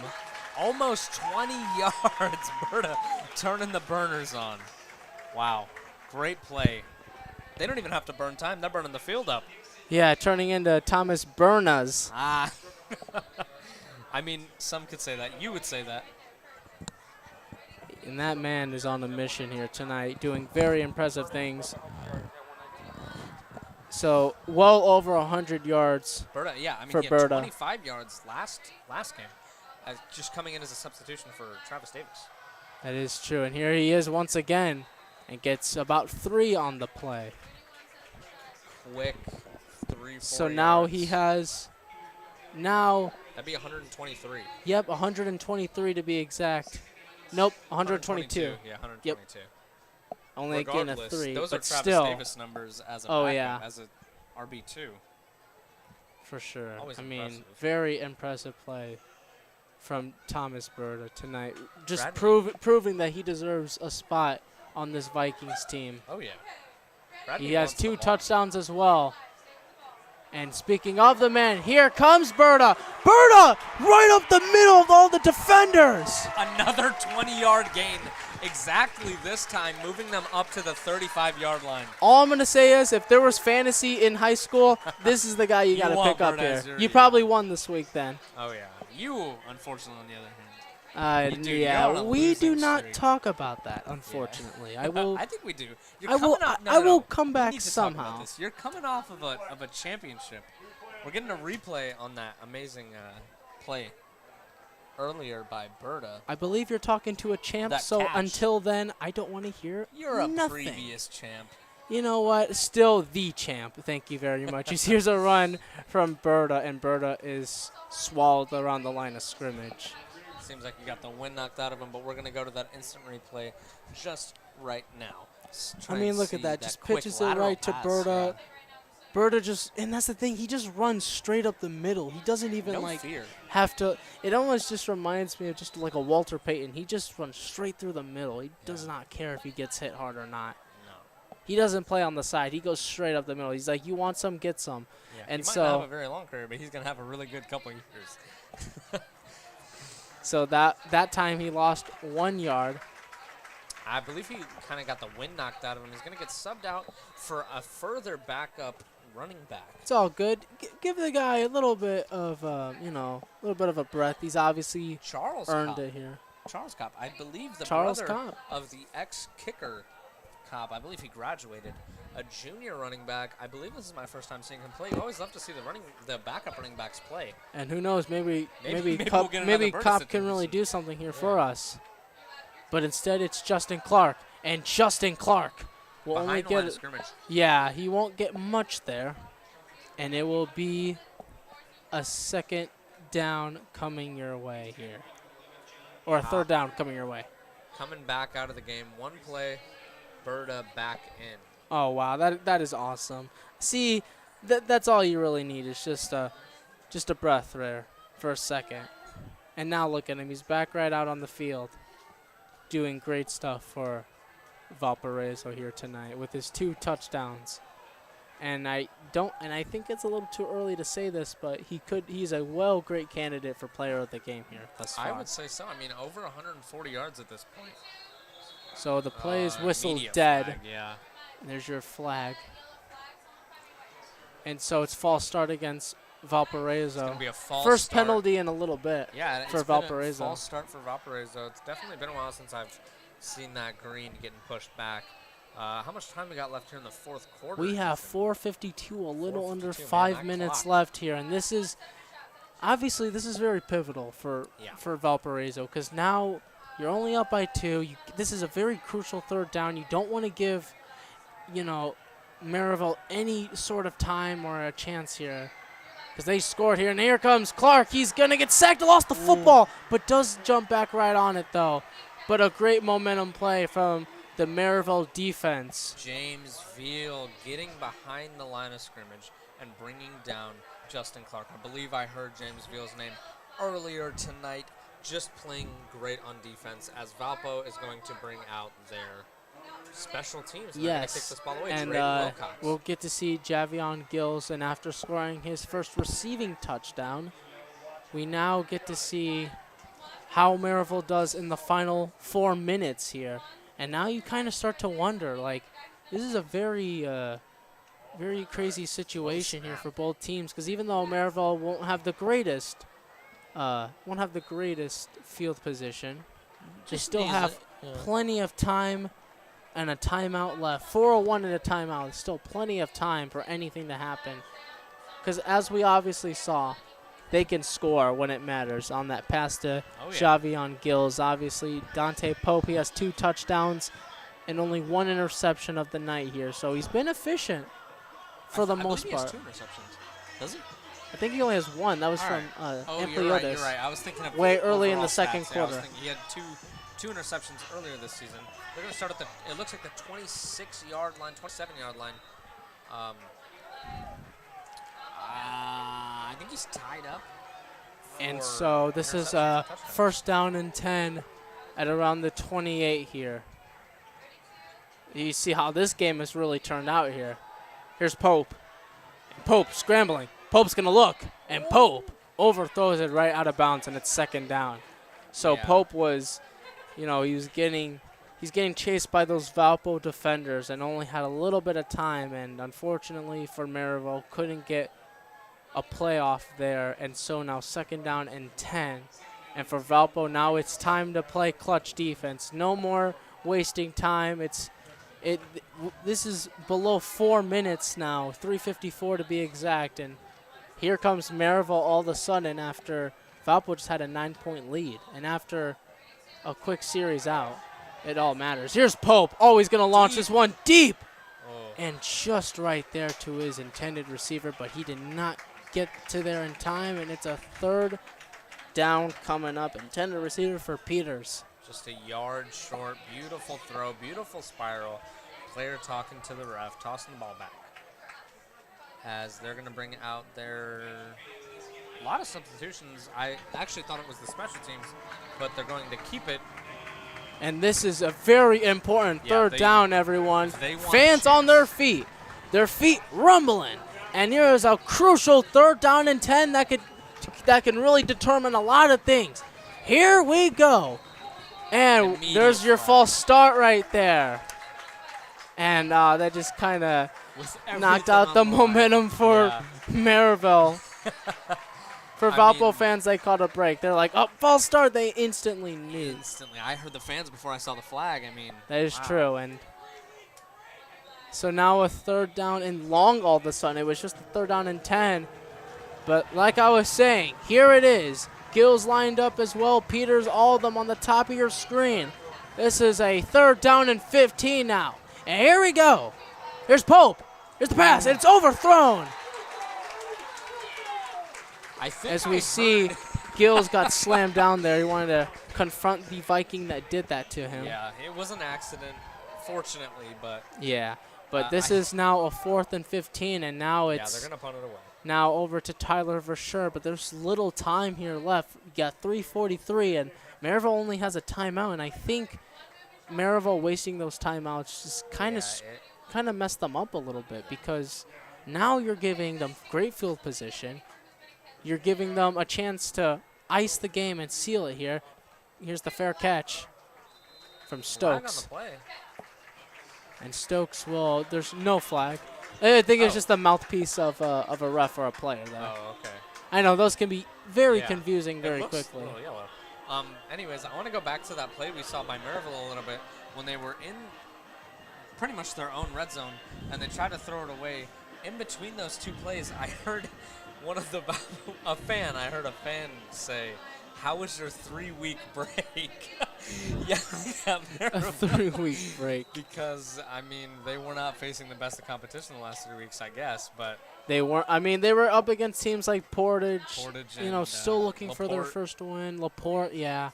going for a And quick here run. comes Clark. Oh. Clark, there he goes. Found an opening there, and he's really close to the first I don't down know if they're marker. gonna, they're not going to call it, The, but they are the going to. clock is continuing to tick here, and very useful for Valparaiso, and it's a 2nd down and 2 coming up.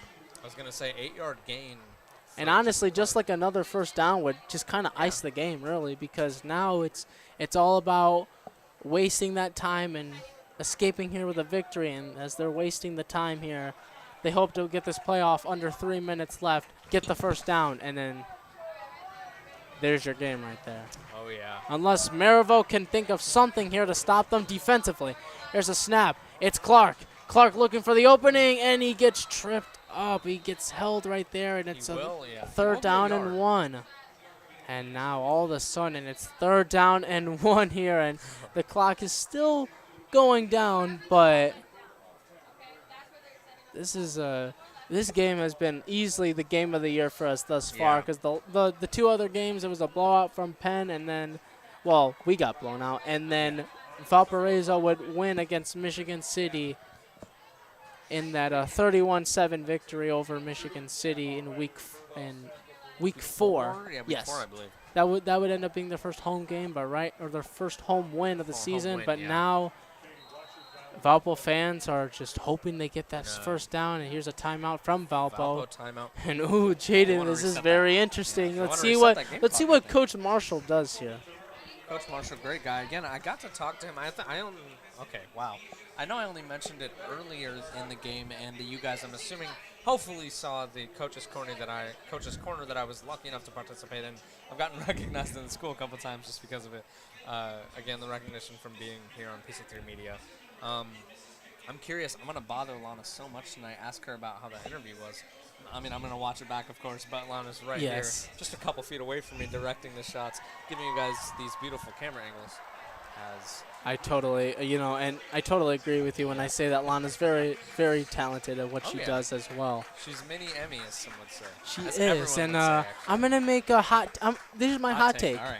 Who's Lana's gonna gonna win MVP this year. Lana's gonna. You're calling it from all the way she in was September. Rookie of the Year last year. I know, but I mean, has that ever? You think that's ever happened? They won Rookie of the Year and then they win MVP the next year. Will Chamberlain stats. All right, here it is, a 3rd down. Obviously, this is a very crucial 3rd down. All the fans are honestly, this is the most quiet I've ever heard them, and so Berta will get them the first down. Gets a quick and easy first And down. Merrillville will call a timeout to try to stop time, but Their I last think time out of the it's safe to say that this game is presumably over and now has over 150 yards with 2+ touchdowns. Those are even better than the average Travis Davis stats, just showing what can happen when you give an RB2 a chance. Yeah, Davis about averages 130-something yards there. And so now it's Yeah, 150 it's the Berta for show. Berta, yes, starring Berta himself. And here's Berta right now. And look at Berta go, man. So inspirational. And gets As Flight a would good say. amount of yardage there for a second 5 down yards, I believe. and short. And so now it's, you see some of the Merrillville fans are walking away because, Yeah, this and game here's is another pretty time, much here's, over. here's one more timeout. Everyone wants to go home. Well, I'm not gonna say everyone, but Not most Merrillville everyone, fans are but trying to get out of here before that traffic starts up. I mean, the game is technically not out of reach, but I would not say, no, I wouldn't say out of reach. Okay, but Well, that reminds here's me my of thing. the Heat finals game with Ray Yeah. Allen. Yeah, but You never if they know. stop them here again and then one more time, they're going to have a little bit of time left, about 30 seconds, About I'd 30 say. I mean, we saw a play happen in 11 seconds. Receiving Yeah, kickoff I mean, reception touchdown. you ever heard of the Mahomes in 13 seconds?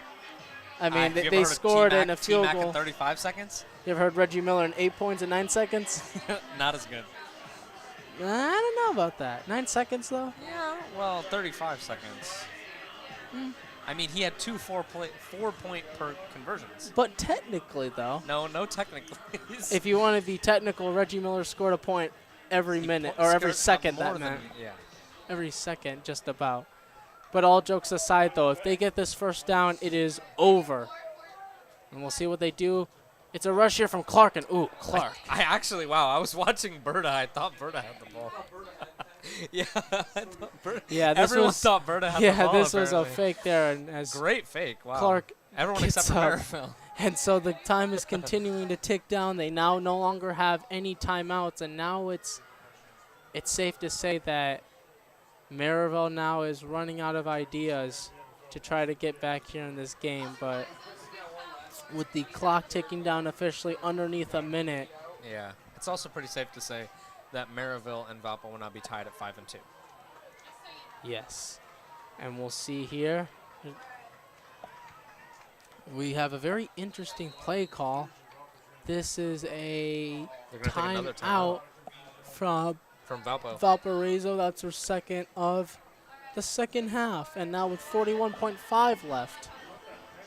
Now so much less time Much less. for Merrillville to do anything. And I think even after this play, it's not going to matter because yeah, this game will be pretty much over no matter what really happens. Because now Merrillville, I think what Merrillville did wrong was calling those timeouts earlier. I think they were just better off. They should have kept them for. There Yeah, was no because reason to call right them now they would have had a timeout. They would have had another timeout, and then they still would have had enough time to do something, even with no timeouts. I mean, just do a Hail Mary, anything, just Right. or Something. laterals or just anything to try to get back here in this game. But that's not what happened here tonight, and Valparaiso is safe to say well on their way to a 5-2 record, meaning that your Valparaiso Vikings are going to move up to the second seed, tied with the Merrillville Pirates at 5-2 apiece. It's a good position to be sitting at, to be fair. That puts them tied for second place with Valpo. It was a huge game for Valpo. And then obviously they got a favorable schedule coming their way That's true. against Portage away, and then finally back here Both at home teams, against actually. Lake Central, and we'll be here to give you guys that game.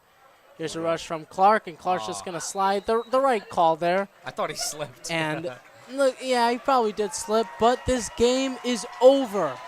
Yeah, the game is And officially Valparaiso over.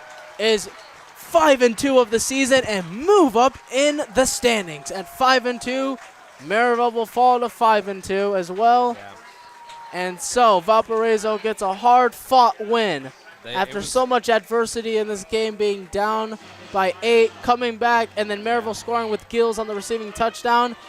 You kind of got a little bit nervous there that you thought Merrillville was going to come back. They did not, and so the clock goes to 0, and your Vikings have won this game 26-24. Berta breaking 100 and almost, I believe, 160 yards at that point.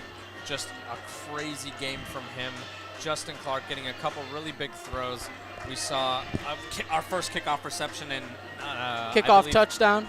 Kickoff reception touchdown. Excuse me. Yeah. Off of out of 11 games.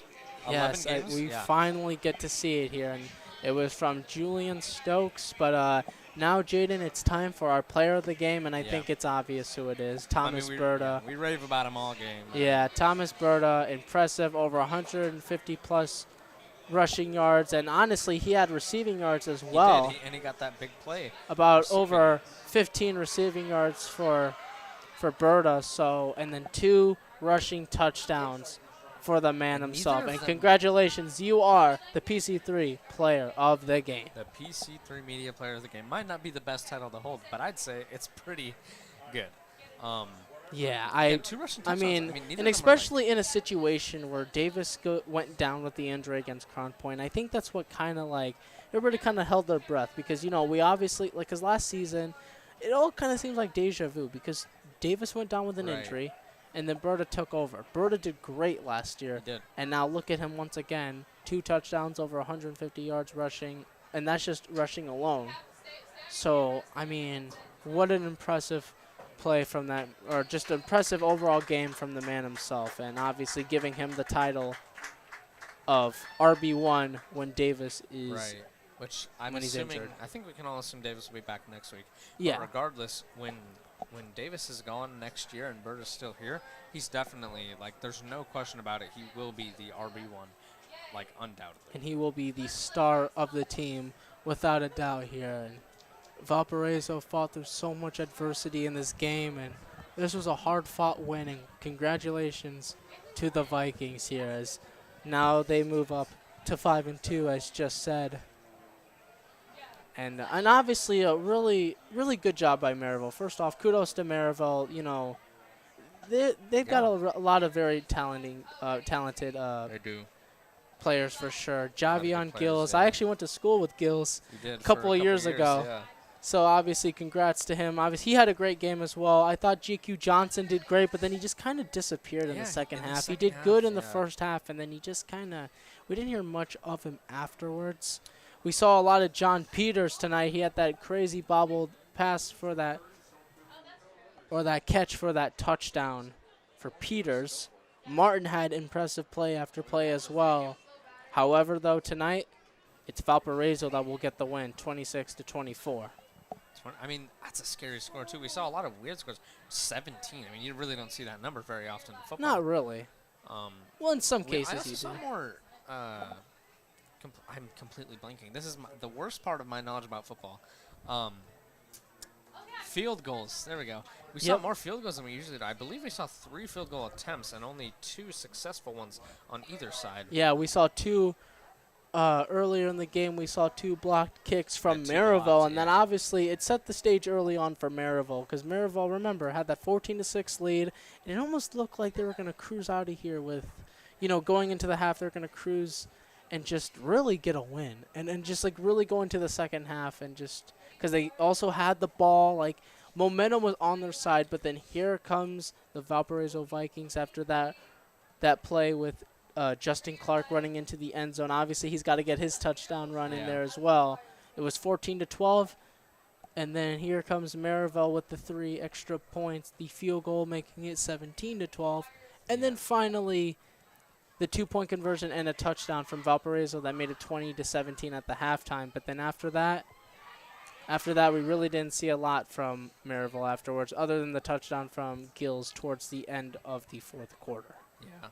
But Yeah, unfortunately, it was too late for Merrillville, and Just Valparaiso a smidge. clutched up right at the right time, and Played good defense at the end. they as you really guys did, just and saw. especially in the second half. I mean, tackle for losses, sacks. Sure, I so mean, many. at one point, they had to have over 5 sacks in just the second quarter alone, and that really shows you the resilience of this Valpo defense and Yeah. how really impressive they are. Just smart overall, and if it's not Tyveen, it's Tyrus Morris. If it's not him, it's anybody. Yeah, I it's mean, anybody. there's It's- really no blank space on this Valpo team. And although I would rather see more passing from Justin Clark, that's like my only nitpick about Valparaiso. They are one of the most well-rounded teams in the dueling. Right, but they Other don't- than Crown Point I mean, of course. and but even Merrillville too. I'll even give it to Merrillville because Merrillville fought hard today. they did. They yeah. fell short, but hey, they They played fell short. The pretty darn quarterback- great here, the quarterback especially in their Hope. situation all year long when they've been riddled with injuries. And so now it's like, Yeah. now you go back to Merrillville, and now it's just kind of, now you just got to focus on the next week. Yeah, I mean, And that's all that matters. As you can see, Coach Marshall giving an inspirational speech to his players. Before shortly, we will get to speak to Coach Marshall, I believe, tonight. Similar to me, I mean, I'm kind of famous around here. If you say Yeah, I'd say so. I mean, no, but yeah, like you said, if it's not Tyveen, then it's Sammy Ampliotis. If it's not Sammy, then it's. Like, hey, we saw his brother today get an interception, and it just haven't heard his name. It was great. Thomas Ampliotis did great tonight as well with his interception earlier in the second quarter. Great awareness from him, and overall, a great, well-earned team effort victory from these Vikings that we see. And obviously, as the playoffs draw closer, now it's time to understand where do you think Valparaiso ranks at? Because remember, they had the lead against Crown Point last week, and I don't think enough people understand how really important that was. If Davis didn't get injured, I think the conversation would have not been Crown Point's undefeated, who can beat them. It would be Valpo's the next one up. Like Valpo would be. But unfortunately, they lost that game. They lost Davis. But hey, tonight they beat Merrillville, and so now the goal is just to win for the rest of the season. And hey, the playoffs are around the corner. Let's see what can happen next. I mean, they came in with Marshall and the offense and the defense. Yeah, with so much like expectations on their shoulder, I guess. Like they're coming off a state championship, first in I believe it was 50 years, in 75, 74. I mean, how do you perform with that much anxiety and that much pressure on your shoulders? And they've shown that like it's possible. I mean, you can do it, especially in such a tough conference. Unfortunately, they do take the loss to Crown Point last week, but we got a very important score around the league presented by yours truly, and everything has changed with the Chesterton game. Chesterton was up 14-7, and Lake Central has won it 20-14. Similar. So they came back as well, and so Lake Central will move up to 4-3 now in the standings, and Trojans will fall down to 2-5. Not an ideal thing for Chesterton to do, especially really late in the season. Yeah, I mean, I do kind of really want to go back to what you said earlier, that it's a huge accomplishment to even have the lead against Crown Point. I mean, Marshall was talking to me during an interview before I actually did the interview. He was saying, like, yeah, man, it was awesome to play against Crown Point. They're such a good team with, like, such an incredible defensive line coach. They've completely very well-rounded. As much as I love to throw on the football, though, I don't think I could ever compete with anything that Crown Point has produced. But, yeah, if they didn't lose Travis Davis, do you think that they would have won that game? I mean, listen. If you want me to be honest with you, I will say this. Valpo was well in that game. They were up 7-0 at the half, and they very much could have clutched up that game. But then here comes Ehrlich in the offense. They caught fire, scored 19, and unfortunately for Valparaiso, they couldn't find their footing and lost the game 19-14. But best believe, had they had Davis, I think they probably could have won that game. They have a better chance. I mean, of course they're going to have a better chance. They have one of the best running backs in Indiana at this point. Well, yeah. But at this point, I mean, if you're talking about a powerhouse like Crown Point has really, honestly, Crown Point has been doing what everybody kind of expected, though. I mean, last year they were undefeated. They now have a new QB in Noah Ehrlich. And it's just they just kind of ran it back. I mean, there's a lot of debate if they go undefeated, that's their second straight undefeated season. That's true, and that would be crazy. I mean, that'd be something like a Portage stat, four wins in the last 3 years. Yeah, that too. And we're waiting for the results for the Indians and Wolves game. Michigan City is also 3-3 right now. Yes, and Portage is 0-6 still. I mean, and they happen to face up against the Vikings next weekend, Jaden. So now we're going to be at that game. And I mean, we're not going to be streaming it. We're not going to be streaming, but we're just going to be there for fun, hanging out, and I'll probably make fun of Mark a little bit. Probably a little bit, you know. Well, keep him on his toes. Let's not tell him yet. Let's give him a little surprise. Let's give him a little surprise. If he watches the stream, he'll definitely find out. But I don't think he's going to do that. I don't believe so either. Obviously, he's got a game to worry about right now. Yeah, can we just for him alone. And so now we're going to start. So we're actually not going to be doing an interview with Coach Marshall. It's late. Yeah. It's It late. do It's be very late. late, yeah. And as I was about to say, we're going to start wrapping things up here.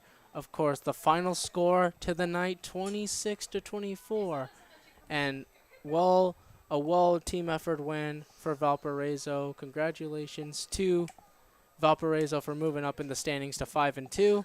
And so that is going to wrap things up here. We will see you guys next or in about 2 weeks. We're going to be here for the Lake Central and the Valpo game.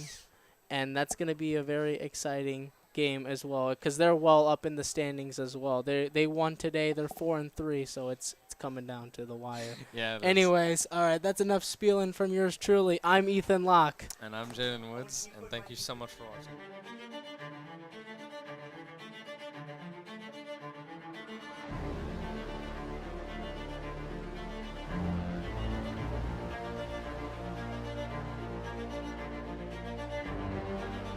Got the opening, and there he goes! He's got clear field ahead of him!